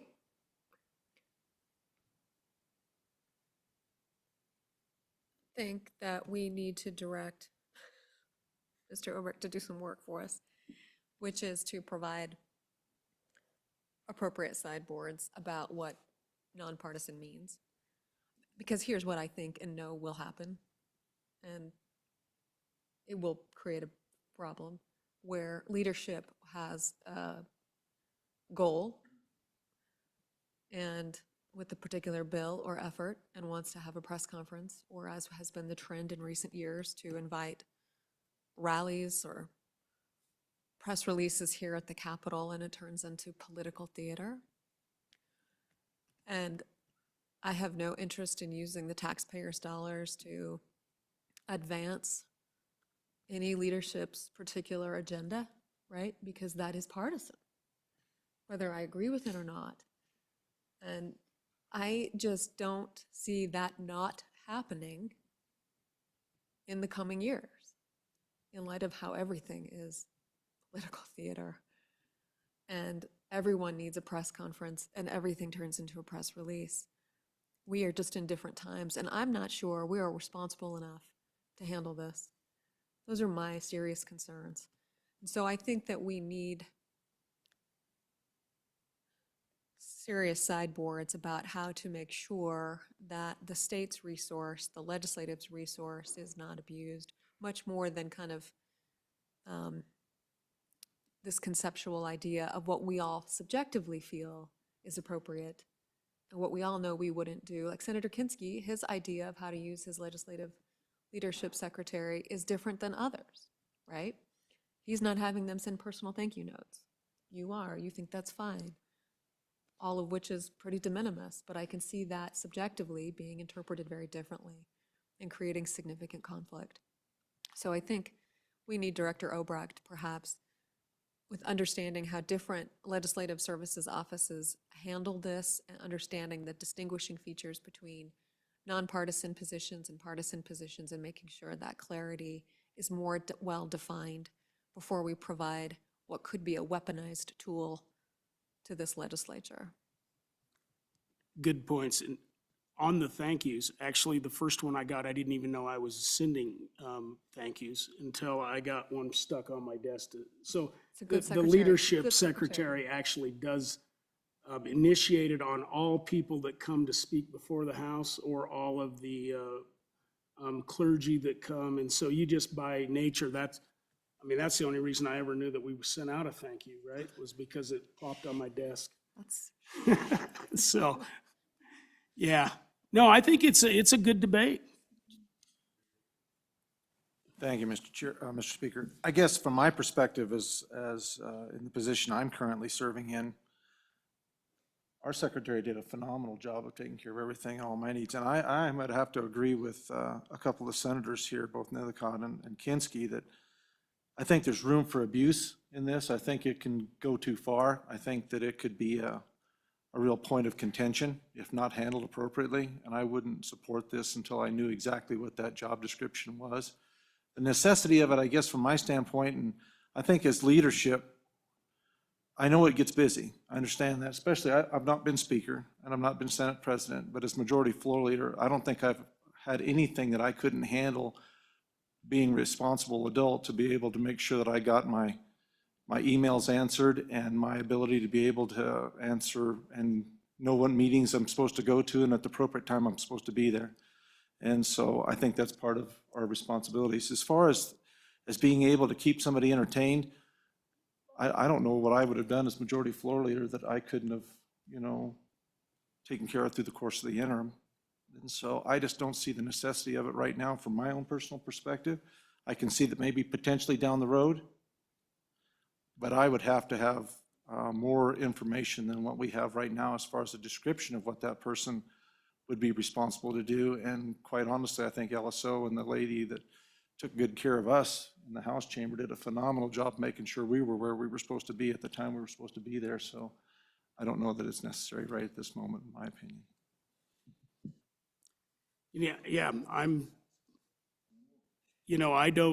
I don't disagree. I know that there's more. I am pretty good at keeping up. And I find that emails, and I would never turn my emails over to anybody, but I even find my legislative emails that are from staff rolling down to the point that I don't know how many days I need to roll back. And I found that this is occurring, maybe it's just my advanced age now, but I've found that it has occurred more. And, if we don't want to do this, I'm fine with that. I just think it's a need that's there, and we can either avoid it this time or not, but it's coming to some degree because the workload is a lot. I mean, we sign up for it, right? I ran for the job. I get it. I'll do whatever, but it is a higher workload. So, any other comments on this motion? Mr. Chairman. Yes, Representative Yin. Thank you, Mr. Chairman. Question for Matt. Let's say this is essentially a policy vote, right? So let's say we turn down doing it right now. If we reevaluate knowing exactly what a definition of nonpartisan is by the time session is over and for our next management council meeting after session, assuming the feed bill passes, would we be able to go back to this question again and decide to do it? Matt. Mr. Chairman, Representative Yin, you bet. And that's kind of just sensing the mood of the body here, depending on which way this motion goes, but we're not asking for any more money. There's really, my guess is we wouldn't hire this person anyways before the 2024 session because even if you approve the motion, we still have to adopt this statement of expectations for the role. I would think, depending on what happens with this motion, maybe an appropriate next step is development of the statement of expectations for the position, what the duties would be, and then present this to Management Council in March or April at the meeting after the 2024 session to determine the interim topics and have that further discussion at that meeting. Yeah, and I like that idea better. And I think in the meantime, you can do some research on what other states do and what those staff that are nonpartisan do or not do for leadership positions. So I think that's a good way to go. Mr. Chairman? Yes. I think I'm holding the motion, so I think I'll withdraw the motion in favor of that approach because I agree with Representative Nyman's concerns. I think they should be addressed and Representative Zwanitzer's concerns as well. So let's do that. Yep, I agree too. All right. Do you want to withdraw your second? Unlock it? Yeah, he does. I might have to have lunch and think about it. I promised Senator Nethercott we'd have lunch on time, and I was wrong, and now I'm feeling really bad about it. But having said that, now we're back on amendments to the feed bill, and I know that Representative Nyman has one, so I'm going to go to him first. Thank you, Give Mr. us a page. Page 7, line 12, school finance recalibration, strike recalibration. And then also on line 13, $1 million, change that figure to $500,000. Mr. Chairman, let's divide that motion. I'm going to second it first. Mr. And Chairman, then if you want to divide the motion, what's your division? I just asked that the two motions stand independently. The first one withdrawing No, I seconded they're the divisible. motion, so if you want to divide the motion, you go ahead. Correct. I asked that it be divided into two separate motions. What's number one? The number one motion is the withdrawal of the word strike calibration. Number two motion is change the value of the dollars. Okay. And, okay, we'll deal with number one first, so you want to. Vote aye. Vote aye. All those in favor of Division 1, which is to strike the word recalibration, signify by saying aye. Aye. Opposed? Motion carries. On the second, Mr. Chairman. So we did have discussion in the Education Committee about timing on a recalibration, and if we're going to do a recalibration, if this $500,000 is to help us to procure early services, there was interest in that. In previous years when we've done recalibrations, we'd end up getting things sorted out late enough in the process that we wouldn't get the full report back from those that were providing the recalibration early enough for us to have a series of good, robust committee meetings. We'd be sort of putting the plane together as it's taking off, and then in the third meeting, we'd know what the heck the report was, and we'd have to make all of our decisions. So on the education committee, we had a little bit of a discussion about the fact of trying to get ahead of this. If we are going to do a 2025 recalibration, which we need to, we should really start that process earlier and have the funds available to start it earlier without having to take additional action. So I'd like to leave the $1 million in place, recognizing that we only need $500,000 for potential lawsuit consideration, but then having the $500,000 in place for recalibration purposes so that we can schedule those contracts earlier and get our consultants, if we choose to. We still have to go through that process, right? It's just the availability of the money earlier so that we can have our answers earlier so that we can do a better job legislating through the recalibration process. So Matt, I have a question. So if we go down to 500,000, is that gonna pinch anything? Mr. Chairman, members of the council, Matt Wilmarth, LSO. My anticipation for the carryover in section 4A1 is approximately $1.267 million. If you add in another 500,000, that bumps you up to about 1.7 million. Your last recalibration cost approximately $1.4 million, or a little more than that. You only have, so if you move it down to $500,000, you have about $300,000 or maybe even less than that with inflationary costs on contracting. If you leave it at $1 million, you'll have plenty of money. But I don't know if you want to telegraph how much you want to allocate or contract for. I do think it's a appropriate discussion, not today, but maybe after March, on what process you want to take. And if you wait until the 2025 session to appropriate funding, I think you lose the ability to have a robust RFP process and vetting of consultants. I do think it's appropriate between the 2024 session and your 2025 session to figure out who you want to consult with and go through that process.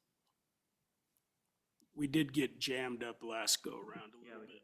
Mr. Chairman. My memory serves me correct. Senator Mr. Hicks. Chairman, So, Mr. Chairman, just real, I think you got jammed up in the 2017 recalibration. Oh, that was it, yeah, okay. So, Mr. Chairman, given the balance of the 1.267 million and stuff, and knowing that recalibration comes along in 2025, it still allows us plenty of time to do what Senator Rothfuss is saying, move ahead, get ready, maybe even look at that, and then come back in the supplemental if we need to add additional funds at that point in time prior to the 25 calibration. And Mr. Chairman? Senator Rothfuss. So the carryover certainly assuages my concern, and I wasn't sure what that balance actually was. We still might want to do some early contracting, but there'll be enough, and we won't have to take the big bite until we have another budget available. So I guess I'd just ask Matt if he has any concern that our cash flow will be a problem prior to us having another budget, not this upcoming one, but the following budget, where we could get constrained. I don't want us to be constrained. I appreciate the telegraph. I just want to make sure that we have enough money to not have to say, well, we have to wait until we have another budget session. We can't do this right now. Matt. Mr. Chairman and Senator Rothfuss, I'll defer to Matt as well. I think when you procure a contract, I think you'll want to have all the money available for that process. And I think we likely could tap into contingency funding if necessary to procure that and then buttress it up through another appropriation if necessary. The other thing I think is still out there is we're under current litigation, and I don't know what that result will be. And you may have to respond in the, after a district court ruling, or you wait for a Supreme Court ruling. But you may, as a legislature, want to react to a district court ruling as part of your response to that litigation. So, and I don't know what that looks like. And it's hard to anticipate what the results of those will be. But you may want to have some additional funds in case you need to have a special study beyond the recalibration.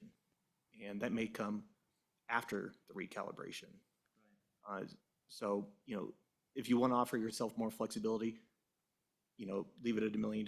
If not, leave it at $500,000. You have an intervening legislative session that you could bump it up. The one thing I will point out is traditionally in this budget, you have B11 are required to transfer from the Attorney General's office, school finance litigation unit, and those excess funds get transferred also. In light of the litigation, we did not include that this year because we anticipate they're going to need all those funds. And so we have traditionally bumped or buttressed our reserves for this purpose from from those appropriations. Mr. Chairman. Senator Hicks. Yeah, and I just go ahead and point out too, we also have section, I believe it's 7, that has the $350,000 in contingency for other extraordinary expenses. We also have section 2, kind of gives us management council flex authority to move the budget around with anything in the feed bill. It seems to me like with the current balance, with all the other tools that we have in our toolbox, I just assume that we resolve this, and if we need more money next year in supplemental, we can address it there. But I think for the pending 12 months, there's adequate flexibility to fund everything that could be conceived. Mr. Chairman? Senator Rothfuss. I'll move to amend the motion to 750,000, split the difference. So instead of cutting it back to 500,000, just go halfway between the two. Is there a second on the 750? Going once, going twice. I will second. It's been seconded by Representative Yin. Okay, any more comments on the 750? I think we've discussed that long enough. All those in favor of the motion to move it from the motion that was 500,000 to a new motion that would be 750,000. All those in favor signify by saying aye. Aye. All those opposed? No. Motion fails. We're back on the original amendment, Division 2. Division 2, question having been called. All those in favor of $500,000 signify by saying aye. Aye. Opposed? No. No. Motion carries. We are back on the bill. Any further amendments on the Mr. bill? Chairman, Senator Hicks, page 10, page 10. line 1 and 2. I'm afraid this may potentially in the future be restrictive. So if we go there, this deals with the Which line? page 10, lines 1 and 2. This deals specifically with the Treasurers Conference. It just says if registration payments shall not exceed $350,000 per legislature. My concern is $350. $350 per legislature. Given this is an old number and where these things typically occur, what I'd hate to do is all of a sudden have a registration fee of $375 and then we can't go, or we're only paying $350. I don't know that we even need that language in there. So my motion would be just to strike line 1 and 2. Is there a second? It's been moved and seconded. Any discussion? Sensing your urge to vote, all those in favor of the motion signify by saying aye. Aye. Opposed? Motion carries. So we have stricken 1 and 2 on page 10. Any more? Senator Rothfuss. I think similar to the first discussion we had on pages not receiving per diem, our interns, our internship pool, they don't receive salary or per diem. They tend to just get a small allowance depending on, and I don't even know where that allowance typically comes from. We should probably give them one of those at a minimum. And it could be both of those, and that's something I'd like to open up for discussion, what the Management Council is comfortable with. So these are college interns. We have an intern pool. I'll say that from the university, we tend to provide salaries for interns that come over or legislative aides that come over, and we fund those at $15 per hour that they're here, if they're eligible for those or if they work through that process. But many of the interns that we have don't end up having any full-time salary. I guess I'd look to Rihanna to see what we're projecting for this year and what our intern pool, if they're coming through the internship process, would be eligible for. Go ahead. Interns, do they get paid? Mr. Chairman, we have included within this budget a line item for the intern grant program, which kind of went away during our budget cuts of 2015, 2016. But we've included $9,500 during the biennium, $6,000 for a general session, and $3,500 for a budget session for expenses for interns. And what does that include? Mr. Chairman, Rihanna can talk about that, but it's mainly a deferral of travel and per diem expenses. Rihanna? Yeah, Mr. Chairman, Senator Raffis, that is correct. So historically, how it's been is the money, if you remember a long time ago, there used to be a call for donations on the floor, and then whatever was received was kind of given back to the interns. And so that has sunsetted, and now it's in the budget. But the way it works now is it's divided amongst the number of interns that apply. So there's been some discussion, and I think Senator Raffis kind of hit on a main point moving forward of really kind of budgeting on a firm number of interns and how much this gets based on reimbursement. So right now it's maybe like, it just varies on the number of applicants on the year, and then you just divide it. So right now there has been about 12 college interns, 1 aide, and then there's 3 high school interns right now. As most of you know, that high school intern deadline isn't until after the new year to give you all some time to work with your constituents. So I think it's a larger conversation moving forward about how do you properly offset the funding costs for fuel or lodging if you're an intern from, Eastern College. We've worked out a deal with the LCCC dorms for them to be given a discounted rate for lodging at LCCC dorms if you're a college intern that doesn't live in Cheyenne. The majority of interns that have applied this year are from the University of Wyoming, with one from Eastern College that is coming and going to stay at LCCC.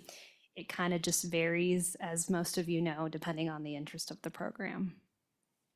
So let me get this right. So you take the pot of money and you divide it up amongst all of and you just give them a check? That's how you do it? Yeah, Mr. Chairman, that's how we did, and it's really been a rigmarole in the past using the donated funds, and we had to house them at the University of Wyoming Heritage Center because we couldn't just draw on our state account. But what we'll do is have a contract form with each intern, just like we would do with a contract employee. I've done it before with LSO specific interns to provide for reimbursement for travel expenses for a UW student to come over.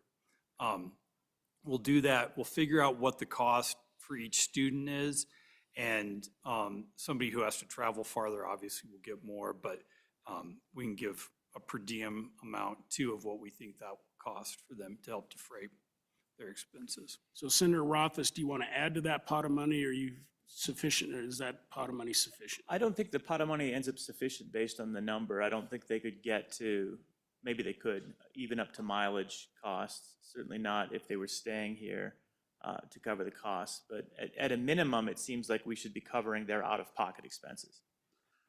We pay the pages $105 a day, and now we just pay them a full per diem, and that's, in my opinion, appropriate. These college interns get nothing close to that, and typically they work at least 10 hours a week. For 4 weeks, that's going to be about 40 hours-ish of time. I don't know what the right amount is. $9,500, just based on my quick mental math, seems to come up pretty far short of providing them with anything that would resemble per diem. And so I guess it's, the question is, do we want, and it doesn't have to be right now, do we want to try and get a more appropriate number that, for example, just provides them with their cost of participating? That's one thing that we could make a motion on, and then they'd have to up this budget, but they'd basically work with each of the interns and figure out what are your costs of coming to the legislative session, and would we want to pay them? As I said, with legislative aides from the university, they'll get $15 an hour. They won't get any expenses. That'll basically eat into their expenses. So I wanted to see, and I don't know, it's an open question, but I can't imagine it, and maybe I'll just ask Rihanna, does 9,500 come close to covering the expenses that we expect for our incoming internship class? Rihanna. Senator Raffus, Mr. Chairman, this is my first year that I've got to oversee the intern program. So I had actually talked to Matt and Tanya about talking about the intern program a bit more in detail and budgeting and having a larger conversation about it moving forward. So this was a number that I think Lavonda just provided. And it really, like I said, is dependent on the number of applicants. So it varies every year. I don't know, Matt, if you want to kind of provide more context. Matt. Mr. Chairman, no, I mean, this isn't going to cover what a full per diem rate and mileage for everyone who interns. Yeah, It wasn't intended to. Senator Rothfuss, just me personally, I don't want to jump this up and then we have a million interns wanting to make money on the deal, you know? So if you have a motion to increase the 96, or if you have a motion, bring a motion. If not, we're going to move on. 50? 15. All right, I'll move to amend it to 15. It's been moved and seconded to amend to 15,000.